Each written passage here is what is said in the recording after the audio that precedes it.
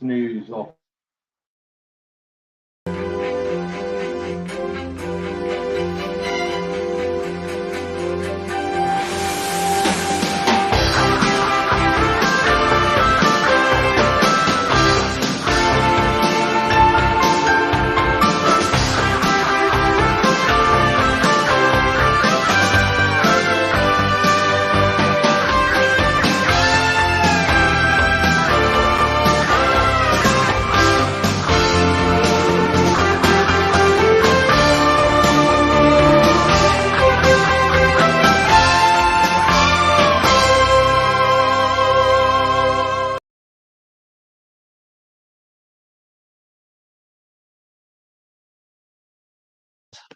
Try again.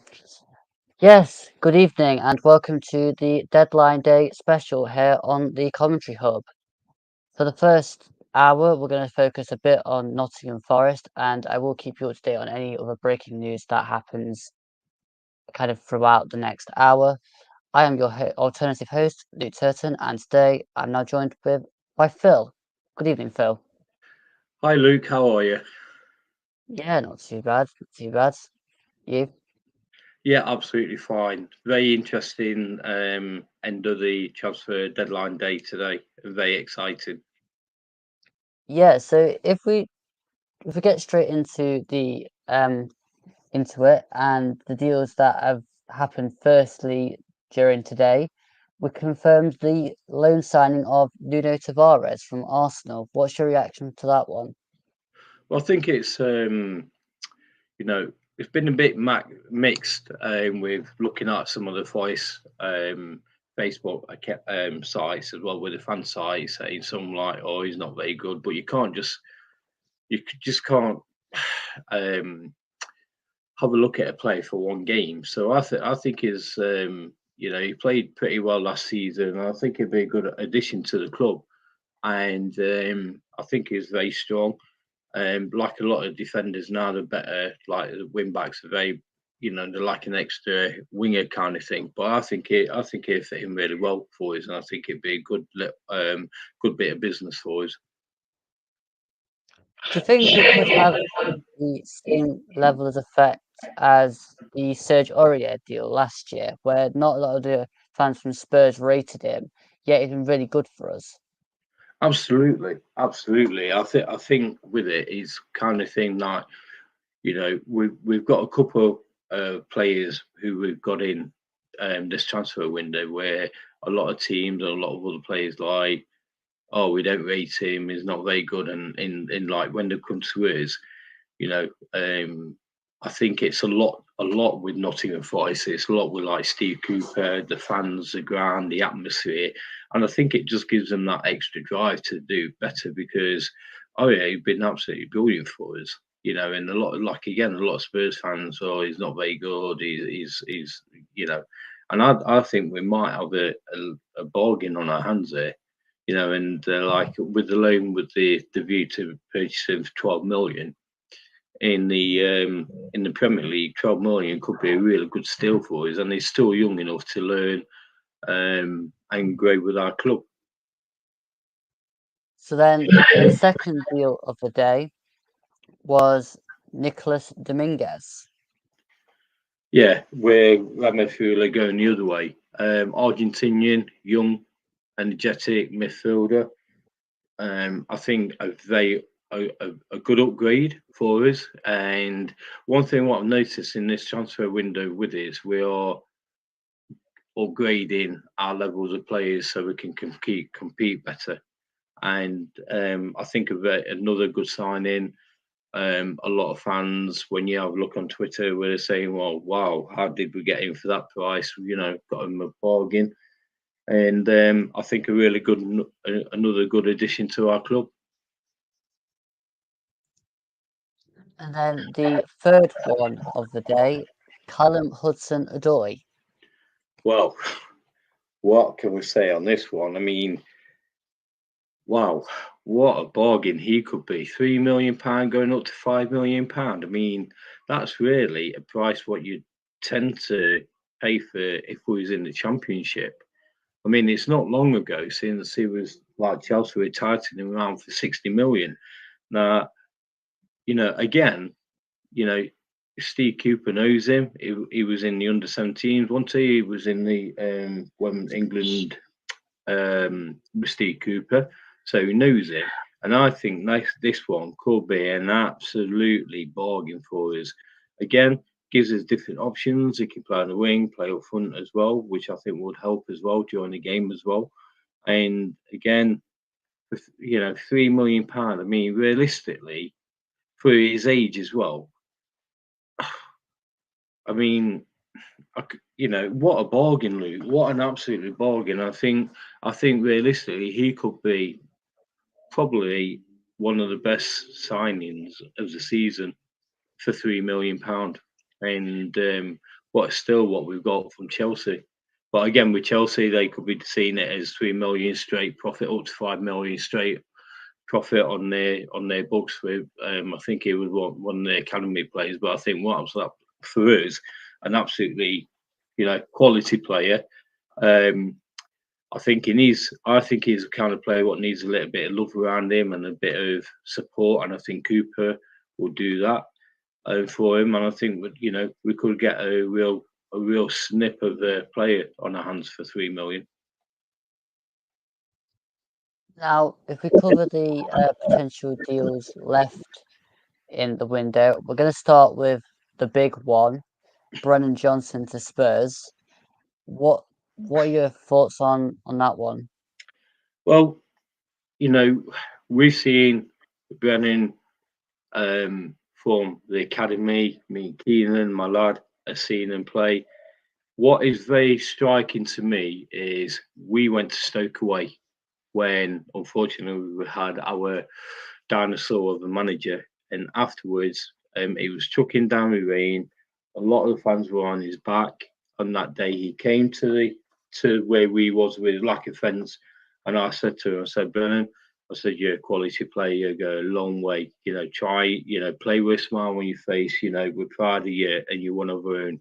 For a club, I would like him to stay, but I can understand that, 50, if it's 45, 50 million, his academy player, that goes straight profit. So it keeps us well within the financial fair play as well.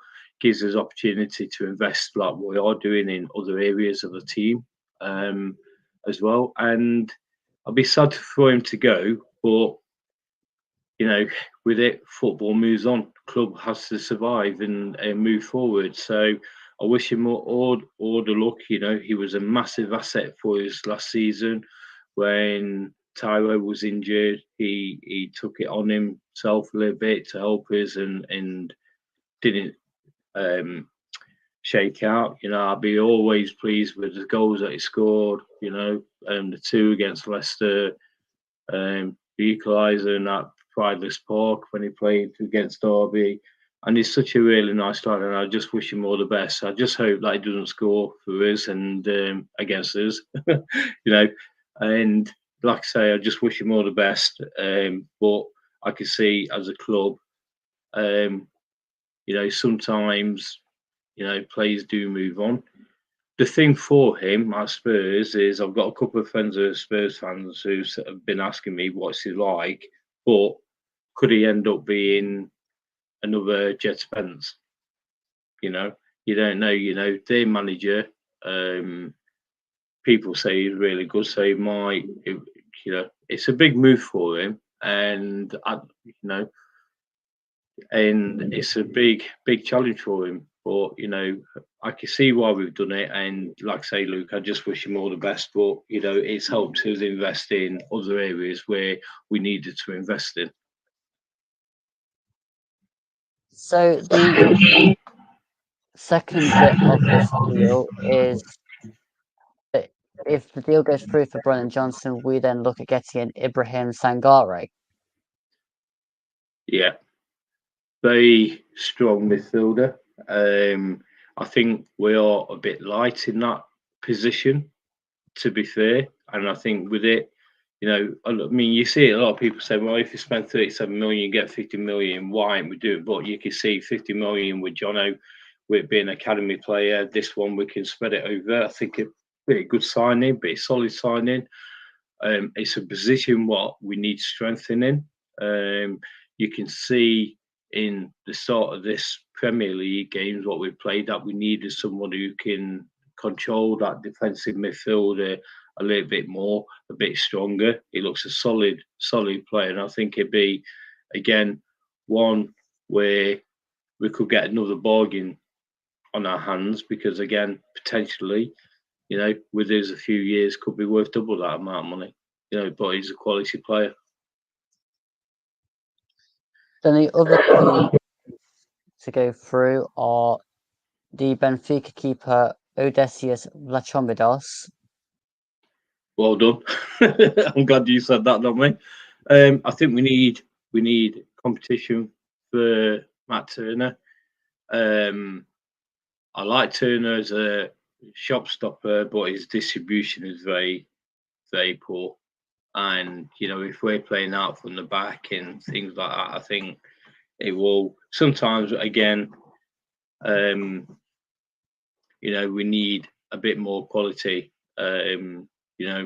Again, shame that we didn't get Henderson, but what Man U did to us and messing around, and we could not go in this season with it.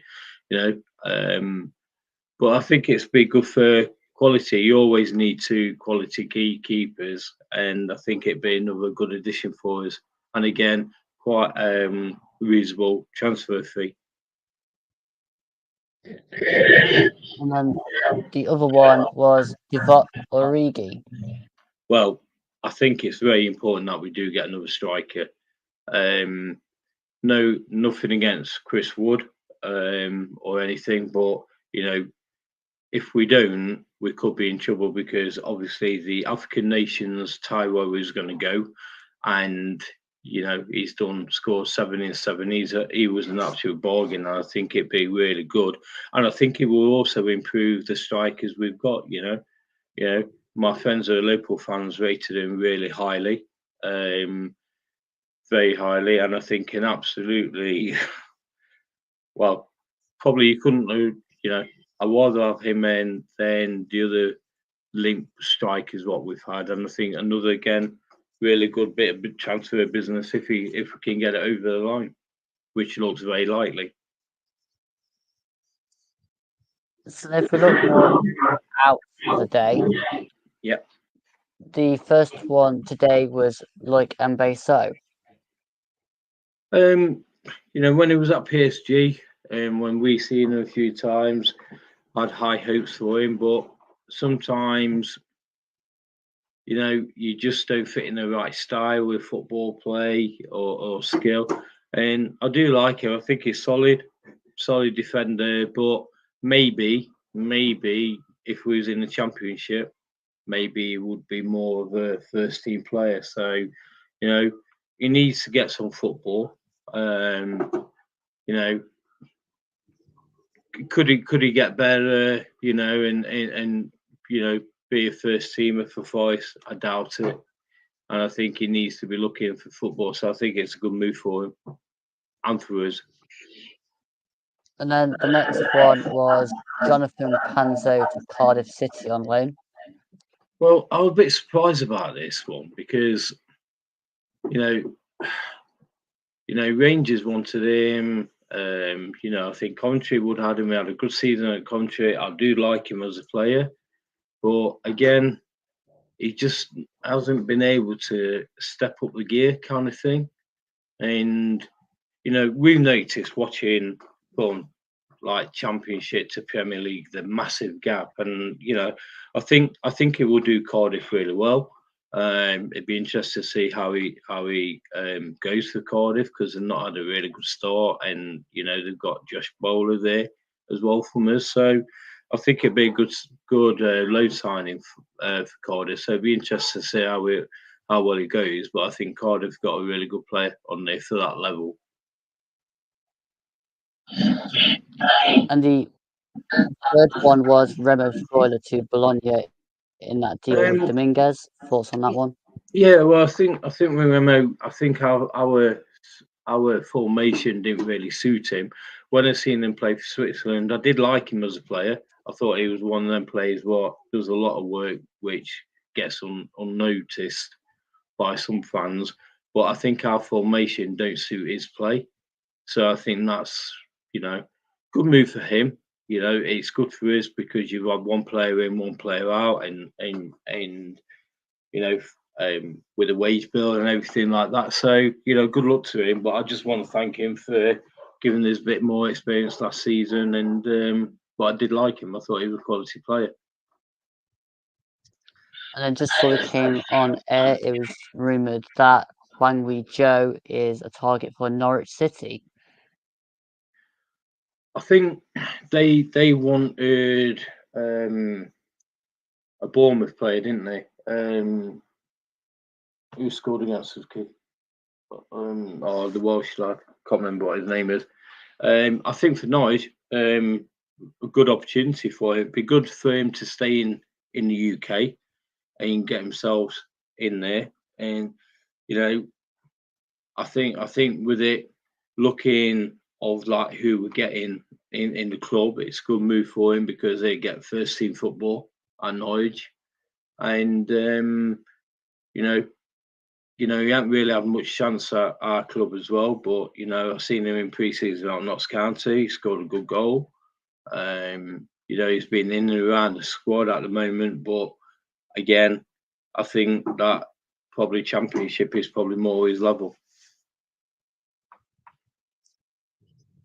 Yeah, I actually have to agree with that. I think kicking him into the Premier League is a bit of a risk.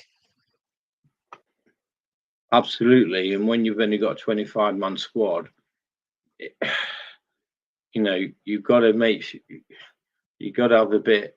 It's difficult because, and it's difficult when pre-season. He had a pretty good pre-season, but it's what it's like at pre-season. I think for Norwich, I think he'd do really well for Norwich, and I think with it, if we are going, I was have Origi in the camp, on the bench or playing, and giving us a different option, then Hwang, and fast player, good player, but I think his level was probably Championship because he didn't really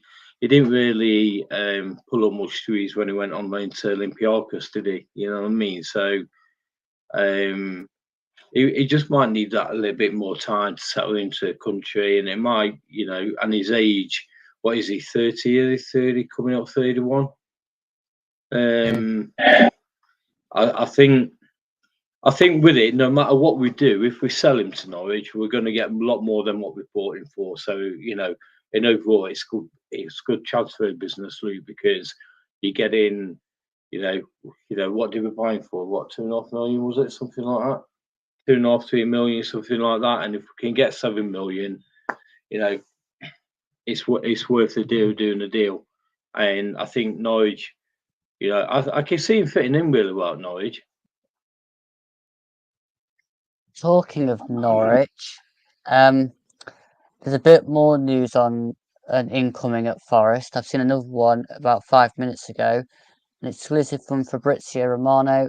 Nottingham Forest preparing an opening bid for Andrew Omobamidele as a new centre-back. Chalobah not accepting, and Forest could now bid for Omobamidele. He's Irish, isn't he? He's a centre. He is. He's solid. He is. That's an interesting one there because that could be interesting developments, Luke. Yeah, so the deals just keep on coming. Well, it's bizarre because a week or so like we were very, very quiet, but it's Forest way. Like we'd do like a transfer deadline day, and when you take it out, we probably do more business this transfer window than we did last season, even though people don't realise what we actually did last season, kind of thing. So I think with it, everything is like evolving, and unfortunately, apart from Brennan Johnson onto going, kind of thing. Every player what we brought up is a step up, is a level above than what, or more than a level above than the players that we, unfortunately have gone, or gone out on loan or gone. So, but that one's really interesting, Luke. That would, be a good sign because he is solid. He's a good player. So if we talk about some of the other deals that have come in the club, we started off with Matt Turner. Yeah. Thoughts? Good shop stopper. He needs to work on his distribution, and if you're playing that at the back, he's not the best. He isn't. Can I see him being our first team goalkeeper for a long time? No. But I think with him, it's especially in the Premier League or any, he needs to work on that distribution because that is one thing. Like even against Burnley, his distribution was really really poor. But he's a very good stopper. But that's the only downside. But he's better than what we've had in the club. Since Keylor Navas went and Henderson went back. So, I'd rather have him in net than Ethan, Borvac, Hennessy, and I think it'd be really unfair for George Shelby to be chucked in at number one. Do you know what I mean? Behind the stick. So, but again, 10 million, he's still young, young enough for a goalkeeper. Hopefully, with the other goalkeeper coming in, it might again give him a bit more challenge of competition in his shirt as well. So, but some of the goals what he's conceded not really been his fault because there've been really good goals against him. But he just needs to work on his distribution. And I think if he did that, then we'd have it'd be a far better all-round keeper. With the potential deals with Vlachomidos coming in and Turner already here, can you see one of Horvath and George Shelby maybe going out somewhere else for the end of the window? The one what I could probably see might be easier to do would be probably Shelby going out on loan, which was rumoured that he was looking at a loan deal to go out on loan, and I think that would be good for us and for him to, because in pre-season he played really well. You know what I mean? And I think that would be probably better than being in like the under 23s and under 20, in the reserve team. And I think that will give him good opportunity. So I could see him going out on loan. Ethan, it surprised me because yes, he did really well for Luton to get promoted, but there's something why Luton didn't take on that deal. So they probably think his level is Championship or below. The next one that came in was Ola Aina. Yeah, well, he's been quality, hasn't he? He's been absolutely quality. He's a quality player. And again, I think he's been a massive upgrade from the likes of like Gaten Bong days and all that kind of thing. Oh no. yeah. But quality. Just on as we speak on Sky Sports News, Callum Hudson-Odoi is having an interview about joining our club. But yeah, I think I like him. His quality, he's fast, he's quick, and I think he's an absolutely bargain. I may have got the deals a little bit out of number, but the next one we're going to cover is Anthony Elanga. Well, I think he's fast. He's exciting. I think some of my friends are Man United fans thinking that we've got an absolutely bargain for 15 million. And when he came on at Arsenal, he made a difference with Tyro. And I think it's just like anything. It's like when you're at a new club, you just need to settle down. He's not a Swedish international for nothing. He's got quality there, and I do think that is blistering pace. And if we can get him in that right, position and get his confidence up and get playing again, I think again another player. My new fans can't believe that there's no sell-on clause or no buyback clause, what they wanted and stuff like that. So I think another good opportunity for us. Then we got the loan of Andre Santos from Chelsea. I thought, first game was in the cup. I thought he played really well. I think you can see why Chelsea didn't want to get rid of him. And again, with a lot of the younger players, Steve Cooper's got a really good record of bringing younger players on, and I think he's a good addition to the squad. Chelsea rate him really highly, but would anyone get in Chelsea's side at the moment when they complained about us signing 30 players last season? I think they've signed 3,000 players. So you know what I mean. So I think he looked control on the ball.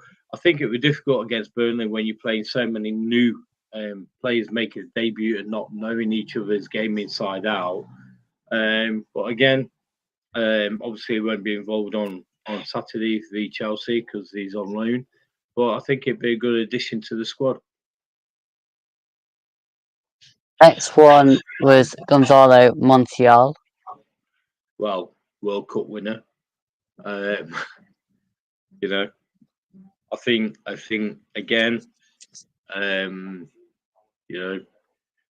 absolutely happy that he's joined us. I think he'd be solid, very good. You could see on against Burnley, he had some really good touches, and he's got quality, and I think he'd be a good quality addition to the club, and I think we're going to have a good player on our hands. And then the one that was announced yesterday, Murillo. Well, a lot of the Brazilian fans are reckoning, why did we only get that amount for him? They reckon that, how they're looking, that they think in Brazil that he's going to be one of the best centre defenders in the world, in top 5 in a few years. So again, an absolute steal.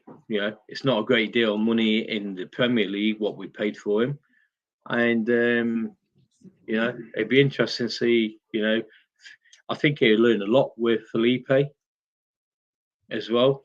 With Icardi and with him, I think it'd be a good addition to the team. But again, it's with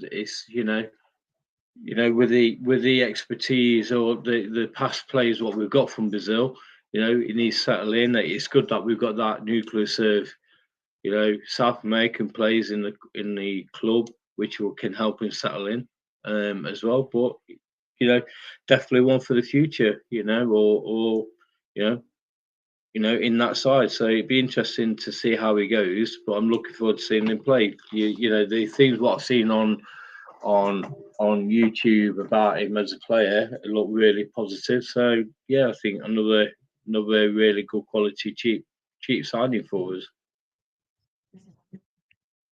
Now you've got the list of the rest of the outgoings in front of you. Yeah. Just run us through the list. Sam Surridge, gone to Nashville. Liked him. He was a great player. All right. Yes, a lot. There's so many. So you got Sam Surridge. You got Riley Harbottle, Will Swan, Ayew, Cafu, Cook, Colback, Jesse Lingard, Smith, Ojeda, Lyle Taylor, Forner, Dragger, O'Brien, Richards, Lalara, Scarpa, Dale Taylor, Black, Hammond, and then the rest was on loan. So quite a few players out on loan. But I think out of them ones, I think Middlesbrough will probably do well with O'Brien. I can see why we're not selling him and just keeping him on loan for a little bit. You know what I mean? So on there, some of them, again, we still got to try and get rid of. But yeah, we've had, a lot's gone out, but realistically, would really many of them get in our first team, or even the match day squad? Probably very hard to say. With it, will we ever see Richards in the 5 shirt? Not sure, but I think going to Olympiacos will be beneficial. Try and get him some match games, and match fitness on there. Ajeda was hoping. I think he was more a player if we stayed in the Championship kind of level. So out of them, realistically, there's not really one. I think if any of them, we probably like Scarpa, which he excited me when he came last season, but there's something not quite right because he just has not lived up to that expectation. So with it, Luke, there's not really any of the players who's gone out either on loan or sold, which I think would make a massive difference. And you're thinking, scratching your head, thinking, why did we loan him out? I think we've got, you could say, a good reason for everybody who's gone. Yeah, I agree. A lot of them were kind of fringe players, weren't they? That were Yeah. either out on loan already and probably just needed to sell on, or the ones that people didn't really want to buy, but they were happy to kind of take on loan for the season and just give them some football. Yeah. Can you see us getting any more on the outdoor? Well, I'd like Shelvey to go, John Joe Shelvey. I'd be like him to go. Harry Arto, be nice for him to go.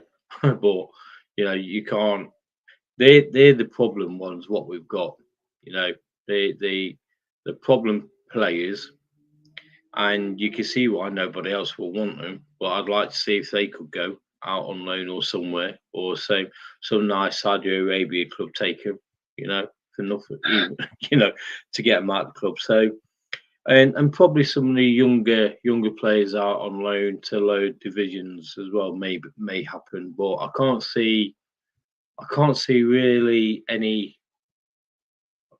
Maybe Dennis, maybe one, which is sort of like gone under the radar. He's not been involved in match days. He's like rumored about going, but that's really died down. So probably if anyone, would be like Emmanuel Dennis, John Joe Shelvey, maybe Ethan may go. Especially if we get the other goalkeeper in. So they're probably the ones. But for me, not any of them would be in our first 11, or probably maybe one may get on the bench, and that would be Dennis if any. But again, I think if we could get them out of the way, would be really good. Yeah.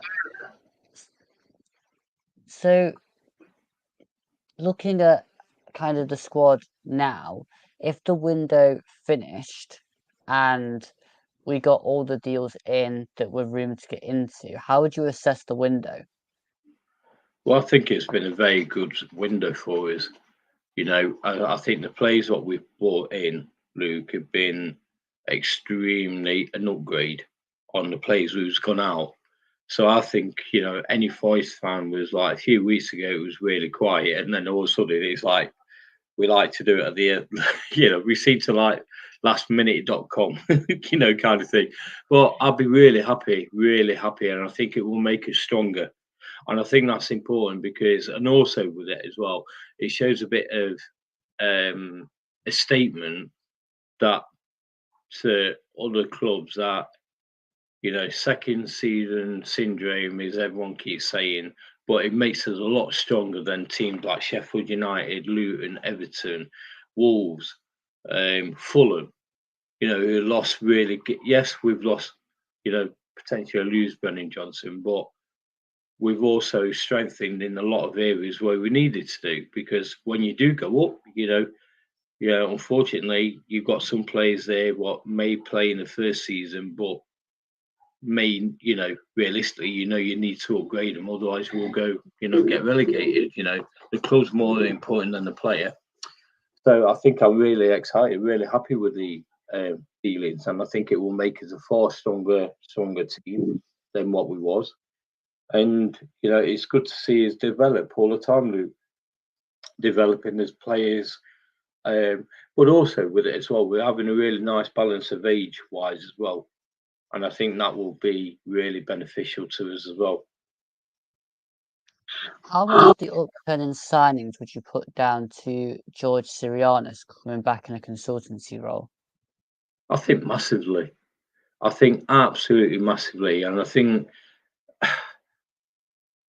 with it, since he's come back, things have moved quicker, better, and I think the owner trusted him, and it proved it. It's proved it with the amount of business what we've done, and quality business, and I think that's important. And with it, it's like, where before it's felt like, I don't know, like players didn't want to come to us or kind of thing, or we had negativity around the club, but like looking at the certain players. But I think things are changing, and I think with it, I think it's been again very important to us, and also getting the players what we know as fans, because we go and we watch the games, and you think, well, we need a bit of cover for this position or a bit of cover for this, and we're giving now more challenging. So the players who's got the shirt have got to play well, because we've got quality who can play. You know what I mean? And I think that's important in Premier League. You need to have good backup, because when one player gets injured, and you need the quality coming there. We're going to miss Danilo, Mangala, aren't we? Are injured. And you're looking at midfield, and you're looking for strength in depth, and I think it's important. And I think it's been a fantastic transfer window. So if we take a bit more of a wider look at the window now for a little bit, who do you think has made the most surprising transfer so far this window? I think probably Cole from Man City to Chelsea, because I never saw that one going, because I thought that Man City rated him highly, and that one was probably quite surprising. But I think as well, when you have a look at it, it's like Saudi Arabia has really caused a few issues, and for like players. But I think realistically, looking at the transfer market for the teams, I think they've been really struggling, and there's not really anybody. Most players who have gone, like Fulham and stuff like that, you're just making all the teams a bit weaker. I think Wolves will be very unhappy about losing their midfielder to Man City by saying they don't want to play for them as well. So I think realistically, I think we've had a really good transfer window. Probably as far as that, Beto went to Everton for that amount with financial outgoings as well, what Everton are doing. But I think in all, it's been quite quiet. Chelsea seem to be buying anybody and everybody. But I think from Chelsea, I think we've had probably a very good transfer window, and a lot of other clubs have really struggled. Who would you say has been the most underrated transfer? I think underrated transfer probably Callum Hudson-Odoi for 3 million. I mean, what can you get for 3 million? I mean, look what we bought for 3 million when we was in Championship. You know what I mean? And for potential, I mean, that could be the steal of the. Well, I just kind of I was shaking my head. What 3 million when a year or so ago they're turning 60 million down. Yes, I know the contract's getting reduced because it's coming out, but for £3 million, really, that has got to be the steal of the season because you, you know you know even people on Sky were like, were they shocked that they thought it was like 8 to 10 million, you know, oh 8 to 10 million. Oh no, actually it's 3 million, maybe 5. I mean, for 5 million, yes, he's played for England, you know, and he's lost his way with England, but you know, with Steve Cooper could get him on there, and I think that one will be there, or maybe West Ham with what's his name? Got from Southampton. James Ward-Prowse, you know, I was surprised that nobody else went in for him as well. And I think with it, you know, the other clubs have not really done that much steal of the century signings, have they? You know, it's going to be between James Ward-Prowse for 35 million, like to West Ham, because he is a quality player. You know, he is very quality, and Callum Hudson-Odoi for us because 3 million, you can't get anyone really for 3 million. Not that age, not that quality. Just a bit of an update from Fabrizio Romano on Sangare. He's just arrived in Nottingham to undergo medical and join Forest on a €35 million package deal from PSV. Brilliant! That is fantastic. That is fantastic. I think he will be. You know, we've been after him for a while. You know, he's played in Champions League, good quality player, and I think with it he will. You know, if you think about our club and like some of the players what we're bringing in, we're getting some quality, and we you know, he is a quality player. And again, he could be another great steal. You've mentioned the Saudi market a few times tonight. Are you concerned that we might lose anybody to the Saudi market? Depends really. Depends who they're going to come for. I mean, some of the younger players like Danilo, I can't see them going or stuff like that. But you know, some of the older players like Shelby and all that, then that would be brilliant. So no, I'm not worried about that at the moment. Maybe in a year's time, I think one word would be, and I can't see him go. I hope he don't go. Would be like Tyro, because I think he's a quality player. But you know, his value is going to go up massively. How he's going, but at the moment, no, I don't think we've got anybody. What I would think. I mean, if Dennis goes or stuff like that, the players who may go, I wouldn't be too fussed. I'd be like, brilliant, can you give us £50 million for that player and you can have him, kind of thing. So, and there hasn't been much rumours about any of our first team players like Morgan Gibbs White or anybody like that who going to Saudi Arabia. The two that I heard about were Serge Aurier or Cheikhou Kouyaté. Yes, there was, yeah.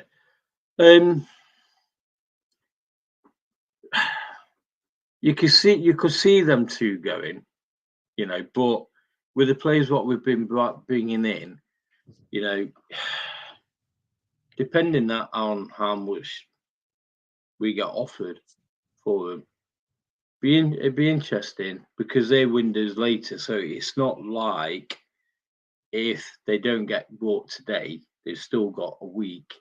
And I think it would be dependent, Luke, on who we've got in the door and then having a review of, you know, do them two, are them two players what you mentioned, are they suitable for like would it really damage us if they both went because of the upgrades or whatever? So, if we're going to lose one or keep one, I'd rather probably keep Aurier. I would, but again, with the players coming in, can you see him getting dropped, or can you see him? Both of them can play in that central defender role, can't they? Bringing it out as well. So they both got, as a club, it's good to have players who can play more than one position. But at the moment, I think with the strengthening and in depth what we have, I think that would be sufficient cover.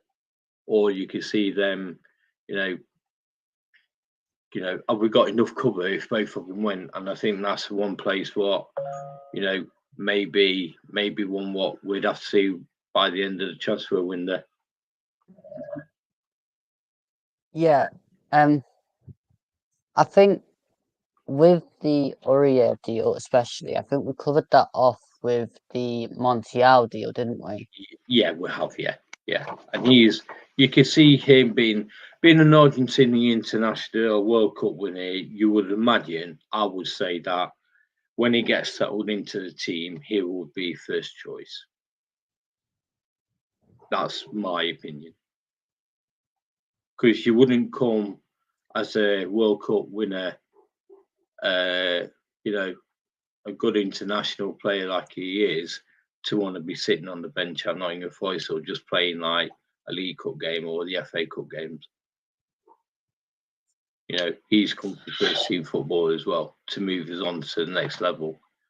So that one I could see could possibly happen. Yeah, I can see it happening too, to be fair. I mean, if you keep both Aurier and Montiel through the season, then again, we've heavily strengthened. But I think it'd be a massive surprise if we did keep both Aurier and also signed Montiel.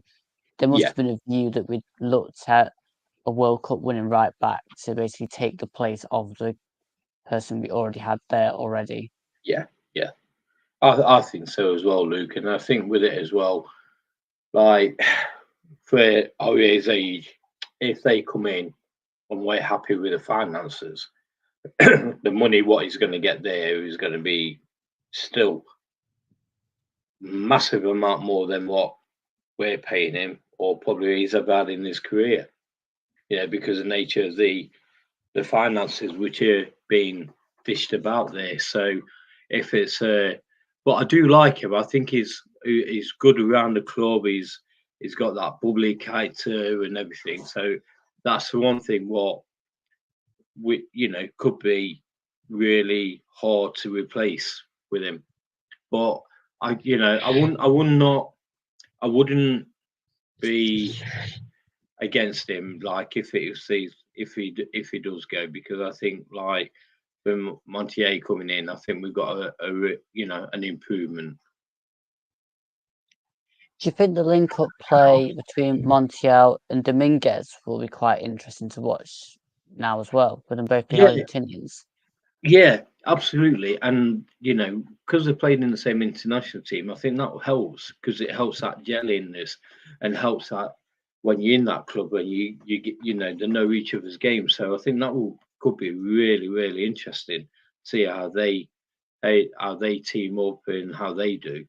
And I think again will make us stronger in that midfield and make us challenge high up. Like obviously for any team is one, finish above the famous 11 points what our lovely rivals are very proud of.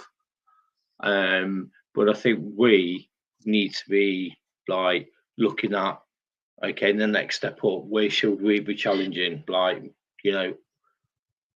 more like mid-table, and I think that's important for us to do that. And I think the players what we're getting are that next step up. Another question just comes to mind. Could you see Gillian Biancon going out on loan? I think it will do. Yeah, because he hasn't really. It's good that he's back from his injury. I like him as a player, and I think it will do him a world of good because I can't see him. You can't see him getting into the first team when he's had such an injury. And I think him going out on loan, even if it's a short-term loan, Luke, I think it would be good for him just to get some match fitness because it's hard. It's like anything. Yes, you get fit, but match fitness and being fit are totally two different things. And I think with it, it will be really good for him. I think again, championship level team would be good for him to get some matches in. Even I won't even be unhappy if he went to like a League One team or whatever. You know what I mean? Just getting some games in, even if it's a short term one, because that would be far better than him being in like the under-23 or B team, kind of thing for him. And I think that would be, a really positive move for him. Obviously, we've had 2 deals today come out of absolutely nowhere with Origi, and we're trying to get Omar Deli in Yeah. at the very last second. Can you see that being it for Forest, or do you think we'll spring an even more of a bigger surprise? Well, you got Sangararo as well, so that'd be 3 could be coming in, couldn't they? Couldn't they? So there's 3 could be possible. I think with it, I'll be happy if that was the final one. But you never know with Nottingham Forest. We're like all of a sudden someone else is in the picture. But I think in all, if we get the 3, which is still and also the goalkeepers, then potentially we could get 4 more in. I think overall that would be a really good transfer window for us. But again, Well, you know what we like. Technically speaking, Phil, we've got like 5 because we've got Origi, Yeah, the Chomidos, yeah, Omamadeli, yeah, Sangare. yeah. Who's the other one? You just said the other one. I forgot now. Who does say? Oh gosh, who does say? You got the oh gosh, I can't remember myself. But anyway, I think there's about 5 Yeah, because yeah. we've got that many spinning plates. To be honest, that it's hard to keep up, isn't it? It is, yeah, it is. It was like that last season, though, wasn't it? Like who was coming in and that. But again, it's like I'm excited because you need the players and the quality to come in, and like with it, it's a massive. I knew that the leap between Championship to Premier League was big, but wow, you don't realise how massive it is.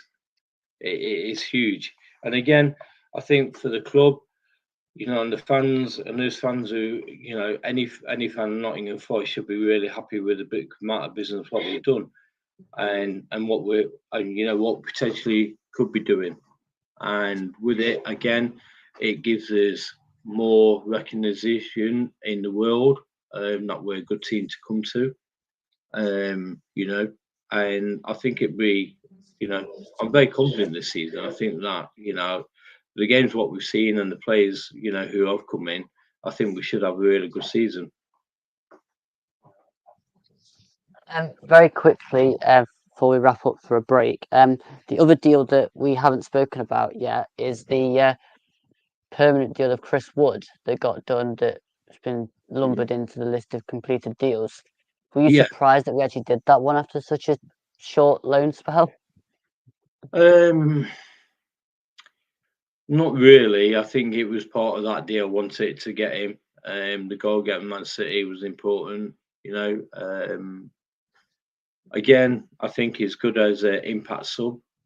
When he's come on, and again this season, the goal of Sheffield United. I think he wouldn't be the first team, but to be in that squad to give us something different, I think it's important because I think realistically with the goals we scored last season, goals what I think he get this season, I think realistically 15 million for a striker with the experience, I'm not against him. I think with it, he is you know when you have a look at some of the strikers what we've had in the past, I think he's a good impact substitute, and it gives us something different because the strikers what we have got are very more.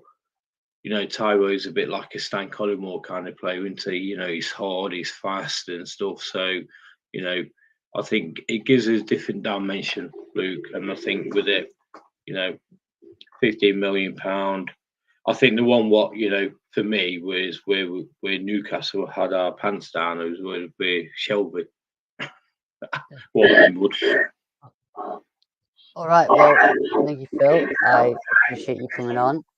And we'll take a quick break on the Commentary Hub now. And I'm going to hand over to Russ after the very short break. He'll be joined by some more guests. Until then, we'll see you in a bit.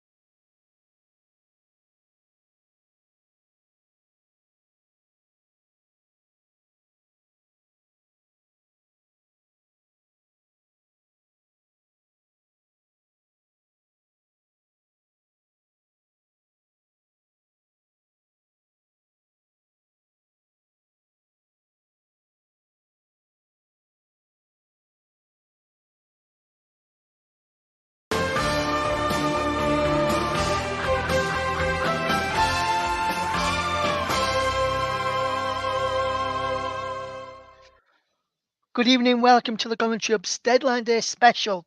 It is 8 o'clock, and that means 3 hours to go until the deadline. And that means it's my turn to step into the breach. Is Russ Vernon with you now, right through till the deadline of 11 p.m. UK time.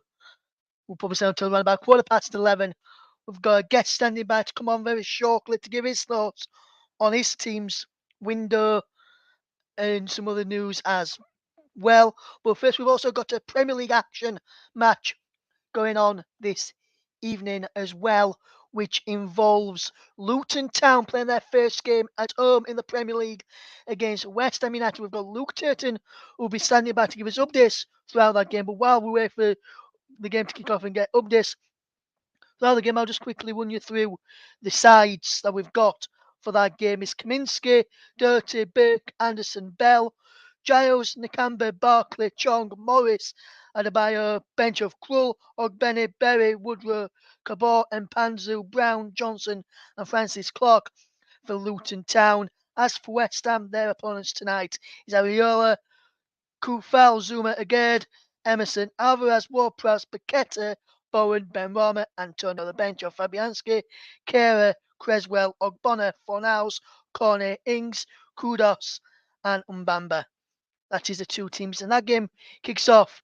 Has just got underway, in fact, in the Premier League. We'll keep you across that one as the deals do happen, and we'll keep you across all the transfer news as things happen in the final 3 hours of the show. Great chat between Luke and Phil just a few moments before from 7 o'clock, talking all things Nottingham Forest. Now I'm going to turn our attention and talking all things Exeter City. And to do that, let me fetch in our special guest. It's Alistair Ace. Al, how you doing, my friend? You okay? Hey, hi, good evening. How you doing? You all right? Yeah, I'm good, thank you, mate. Yourself? I'm absolutely exhausted. This transfer deadline day stuff is, I don't know whether to laugh, cry, be anxious. It is not like a normal one for Exeter City fans. Yes, and there's been some weird transfers for Exeter in the past couple of days. Sam Nom left for Rotherham United yesterday. Club record fee for Rotherham United, £1 million they spent on him, and looks like Exeter may have got a replacement in for that. I think I saw it earlier on as well. Well, if we take a few steps back from that, because normally Exeter get absolutely, and the comment we made earlier in the show was we have our pants taken down with people taking players off us. The early part of the window and close season saw us lose midfield Marshall. Archie Collins has gone to Peterborough for circa 800,000. He was a Bosman. We've lost our flying right wing back, right midfielder Josh Key to to Swansea City. Sam Numbe, he was at the end of his contract, running down his contract potentially, and we've been in the nice position where we've decided to take the money. Now, other transfer fees, it's been an unbelievable window for us, but we're not money bags, but it is better than we've ever had in, I would say, 10 years. Ethan Ampadu going to Leeds was a significant one for us with a 15-20% sell-on clause. But everything I've just said, Exeter do not spend the money. So I reckon we've made £3.5 million worth of transfer fees this window, which for a League One club, I think you'll agree, is amazing. We've also lost, I work out, 10 players from last season with everything going on, 4 of which bizarrely have gone to Burton Albion, who we play tomorrow. 2 of them are on loan with us from Raheem Harper and Kegs Chorke. We've also lost let go Jamal Blackman, who's a goalkeeper up there, and Jake Caprice, who should be quite an interesting day for him because he, an Exeter player, played as a trialist in a game for Burton and was spotted by myself playing at Brackley Town, which was hilarious. So he'll have a bit of interest. And We also didn't give a contract to Jack Sparks from our academy, which broke my heart a little bit. But I'm delighted to say that he's gone to Portsmouth.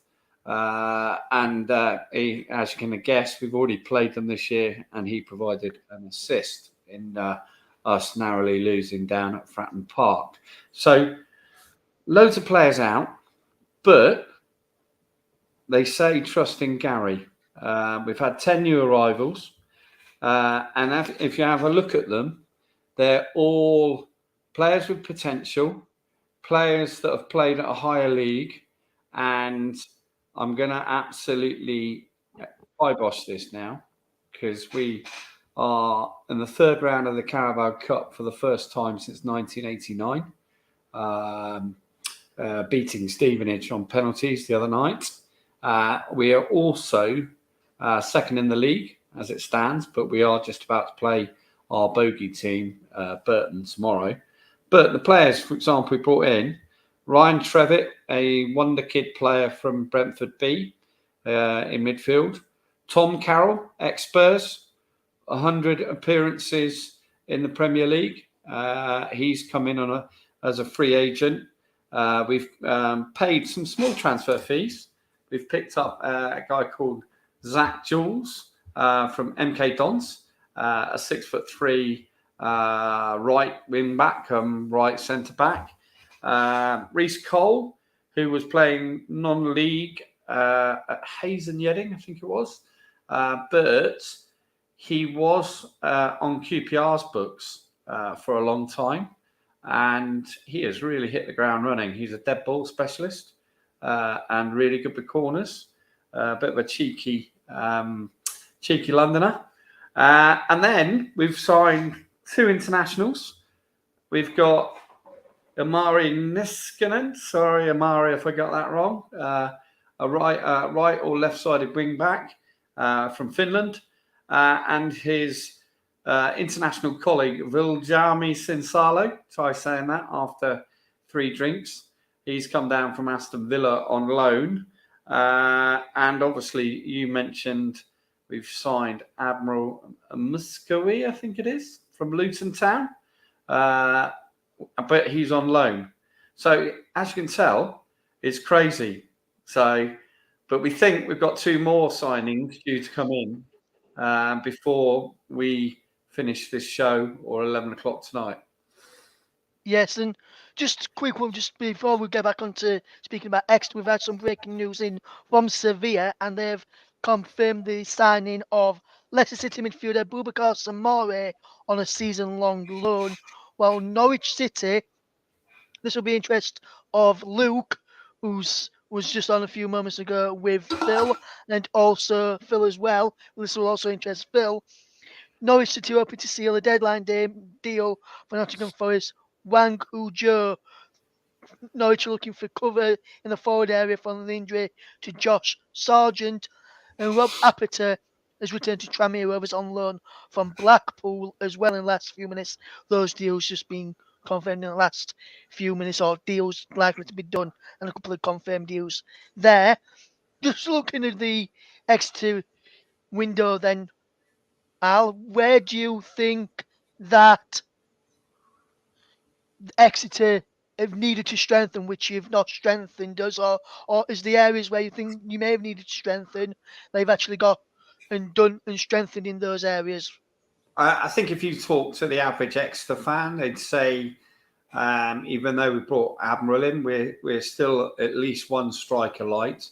And that's partly because of injuries. And I missed the fact that we brought Jack Aitchison in, who'd been at Barnsley and Forest Green, who'd done quite well up front, and he's hit the ground running as well. I think we're potentially going to get another midfielder. I think there's, is it Cameron McGeechan? I think it is, who is out in Belgium, or has been for the last 3 years, but he's played at a higher level. There's rumour he might be joining.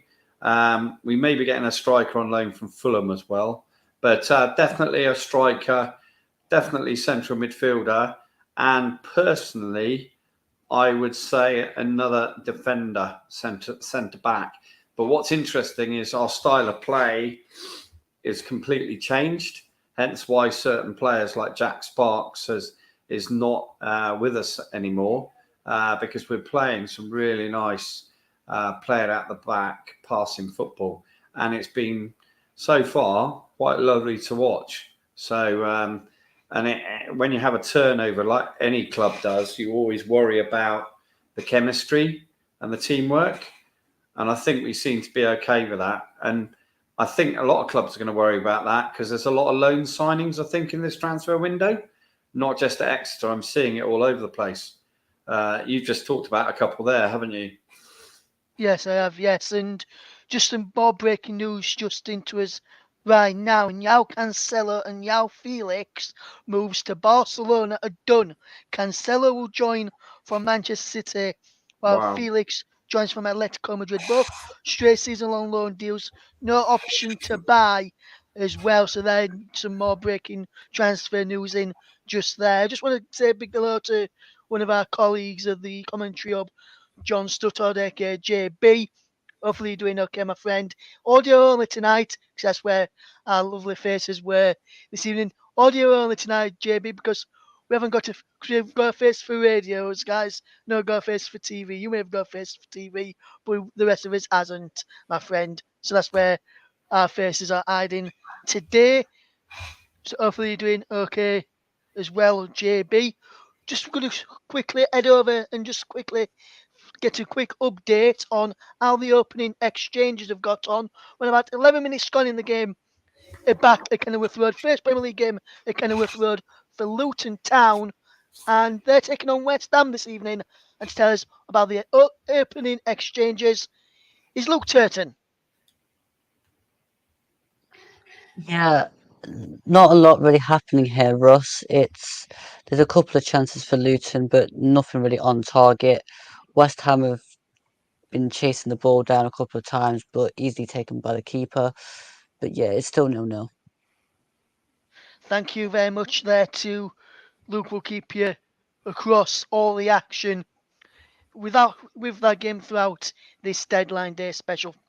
Keep locked if you're a Luton Town fan or a West Ham fan to find out how that game unfolds, and also keep updated to see how the rest of the games and rest of the deals get on today on deadline day. Just going back to the Exeter then, and we also obviously touched up. I also mentioned about Sam Nombe leaving to go to Rotherham United. If there's any Rotherham United fans listening to this, what kind of player are Rotherham going to be getting now Sam Nombe's joined Rotherham on that 4-year deal from Exeter yesterday? Yeah, and to be honest, it's an absolutely incredible deal in some respects, because I think we're becoming the Brighton of our league. And it was very clear at our last home game that he was leaving because he was saying goodbye to the fans, and that's quite an important thing to point out, is the fact that he was one of the players that was so connected with us, the fans. He's sent out a very classy message as well, which I think is always a good sign, saying how much he enjoyed his 2 years at Exeter, and we allowed him to develop.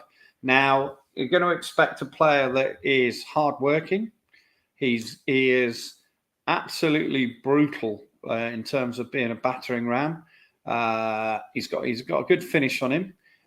He will score goals if the ball is put in the right places for him. And I think it's interesting that he's actually gone to the Millers as Exeter's manager from last season. Matt Taylor and his backroom staff, who were all from Exeter pretty much. They know all about him. He's going to feel really comfortable, I hope. And we genuinely think and wish him well. So he's a popular lad. And I think Rotherham fans, if they get behind him, will have a player. My only concern for Sam is the fact that Rotherham are struggling a bit in the league, and they've had some really tough results. I think they lost 5-1 the other night in the Carabao Cup at Stoke. I might have got that wrong.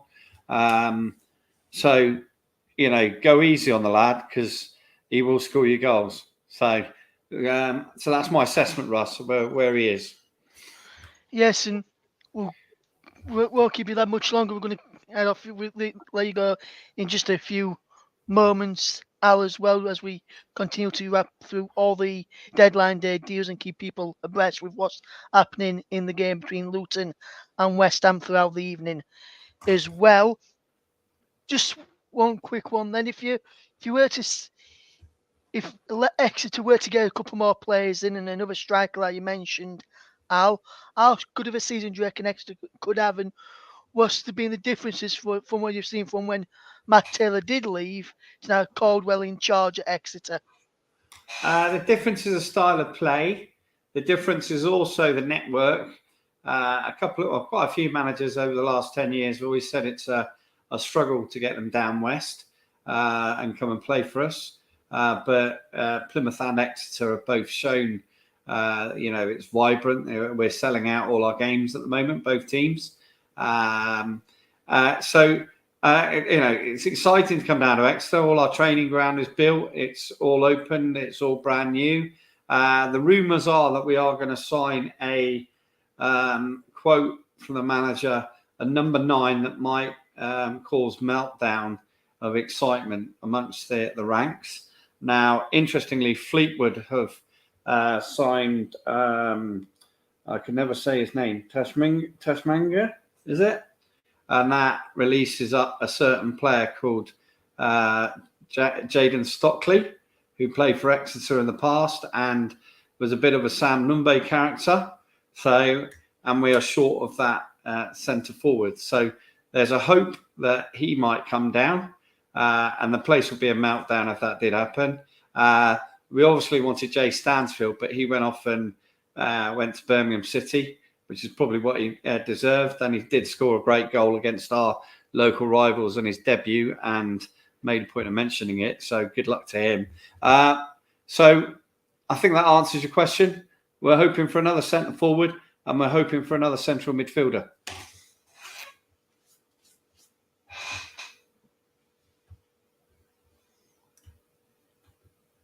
Hey, Ross. So, Al, if you see if you get that extra centre forward and the extra centre midfielder in, what position do you think Exeter could finish in the table if you get those two players I didn't in? answer that question. We finished 14th last year. I'm a pessimist. I don't want to get too excited because I've had my fingers burnt over the last 40 years of following my football team. But there's no reason, if things were to develop, that we shouldn't be in the top 10. And certainly if we carry on playing as we have done. For example, we conceded 68 goals last year. And I'm going to absolutely kill it now for our bogey team tomorrow. I think we've only conceded 2 goals so far. And we've really got a very settled back 3 pairing. And they've been playing for a couple of seasons now. And I think that helps. So fingers crossed, love to dally with the playoffs, but improvement is what we're hoping for. Yes, thank you very much. Then Al will be laying out. Leave us now. Thank you for joining us, Al, and have a great rest of the window for Exeter, hopefully. And we'll hopefully catch you on the deadline day show that we do in January as well, my friend. Absolute pleasure. Thanks for having me on. Have a good evening, yeah? Yeah, cheers. I'll speak to you soon, my friend. So that was Al Yates there, the Exeter City fan, with brilliant insight into Exeter City there. Big thank you to Al for joining us this evening. Plenty more news filtering through as well. While we were just on the call there to Al as well. Wrexham have signed Arthur Nkonkwo on loan from Arsenal, the 21-year-old who joined Arsenal in 2009, aged 8. Previously spent time at Crewe and Sturm Graz as well. So big news there for Wrexham. Another brilliant signing in the end. Thank you very much for that one there. Also, Manchester United left back Alvaro Fernandez has move to Granada is expected to go through with paperwork just being finalised ahead of the deadline at 11 o'clock today. Isaac Hayden, who thought about could be potentially going to Luton Town earlier on in the week, he also held talks with Sheffield Wednesday. It is now understood that Stanley Liège are in talks with Newcastle over a move for Isaac Hayden. That looks like could be getting done. And Randall Kolomowane will sign for PSG according to RMC Sport as well. Just a quick update from Tottenham.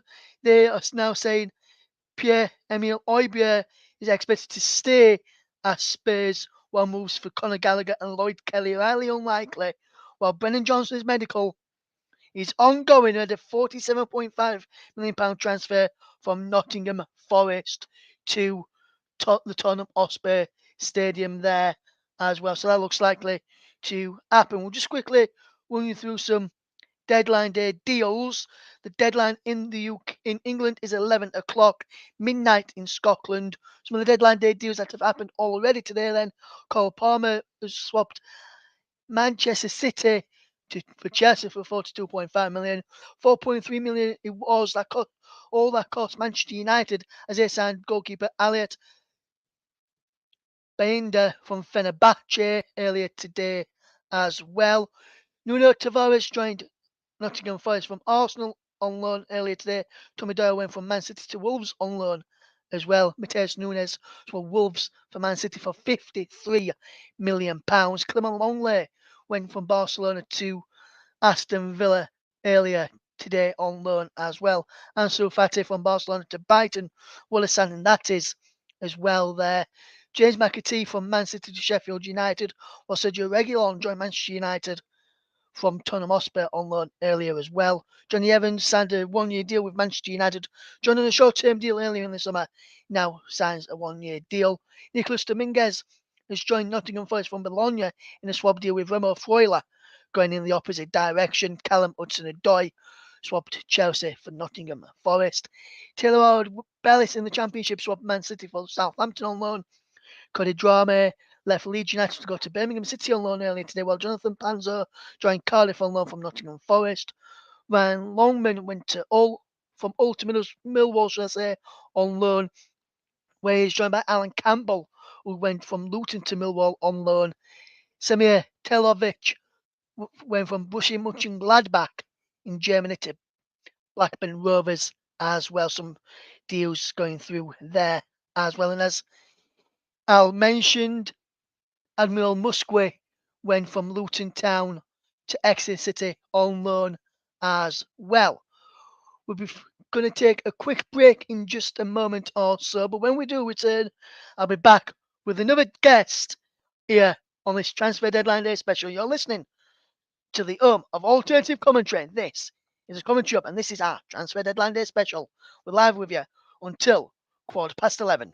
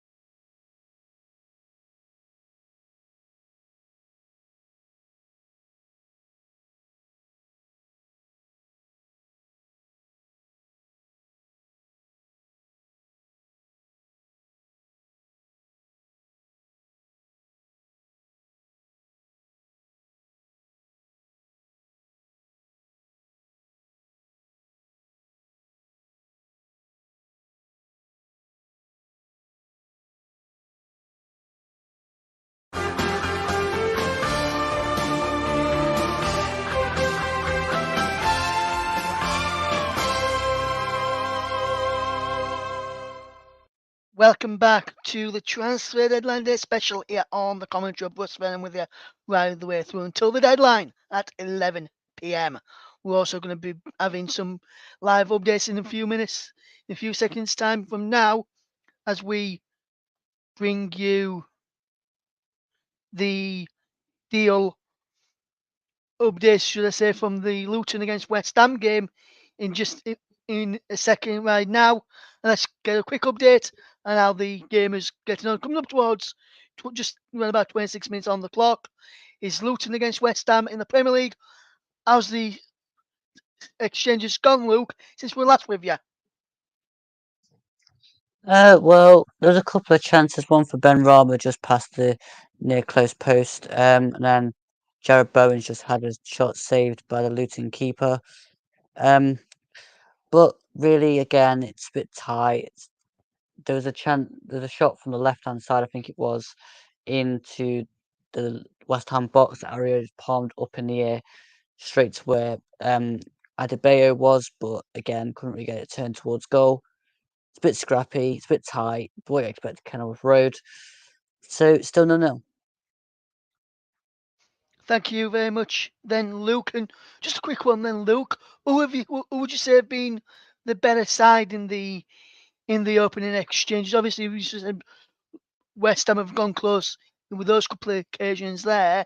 Who's gone close for you in these last few exchanges? Anyone really gone who's been on top recently in the last 5 or so minutes?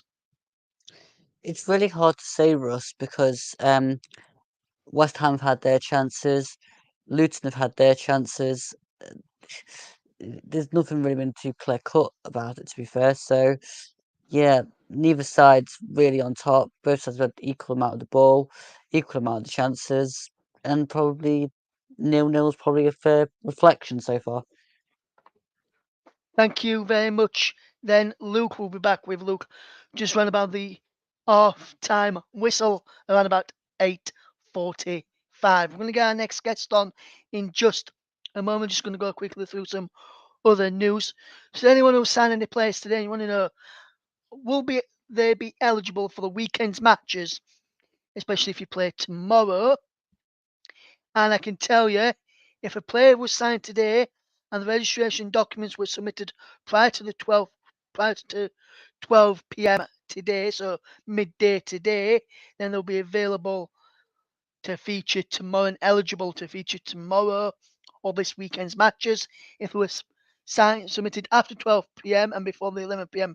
registration, will still be processed, but they will not be available to feature until Sunday, the 3rd of September. So if you sign before to 12 p.m. lunchtime, they can play tomorrow. If your teams play tomorrow, if they're signed after 12 o'clock and before 11 o'clock, they'll be available to feature. They will not be able to feature until Sunday, September the 3rd. So that is just a bit of news there.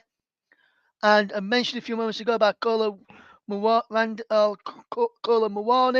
and now, according to Sky in Germany, he's on the verge of joining PSG. PSG been chasing the French forward all summer, now have agreement in place with Eintracht Frankfurt. It's believed he will cost the French champions 95 million euros with add-ons included. Kolo Muani will sign a 5-year deal. That is according to Florian Plettenberg of Sky in Germany. And in the last few minutes, Tottenham Hotspur have made an approach to sign Chelsea's Trevor Chalobah, who earlier today saw a deal to Bayern Munich fall through.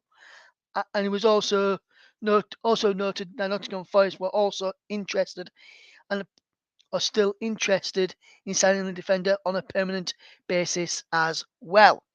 Right now, then, we're going to bring our next guest on to the show and say a very warm welcome and a welcome to the commentary hub as well for Matt Hill, who's a Southampton fan. And Matt, welcome to the channel. How you doing, my friend? You okay? Ross, thanks for having me, mate. How's it going? Good, thank you, mate. Yourself? Yeah, not so bad, thank you. Yeah, I've just been refreshing. I've been hitting F5 on our message board all day, as I'm sure a lot of people have. Just sort of keeping an eye on it now because it all could change at literally any point, couldn't it? Yes, any time between now and 11 o'clock Oh, it's tonight mental. change.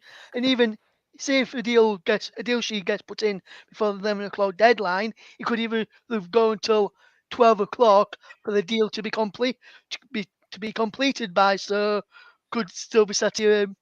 We'll be off air at 11:15, regardless of any of those deals going through. But obviously, as a Southampton fan, man, you must be delighted with what the window that you've had, and especially with the signing today of Taylor Harwood-Bellis as well.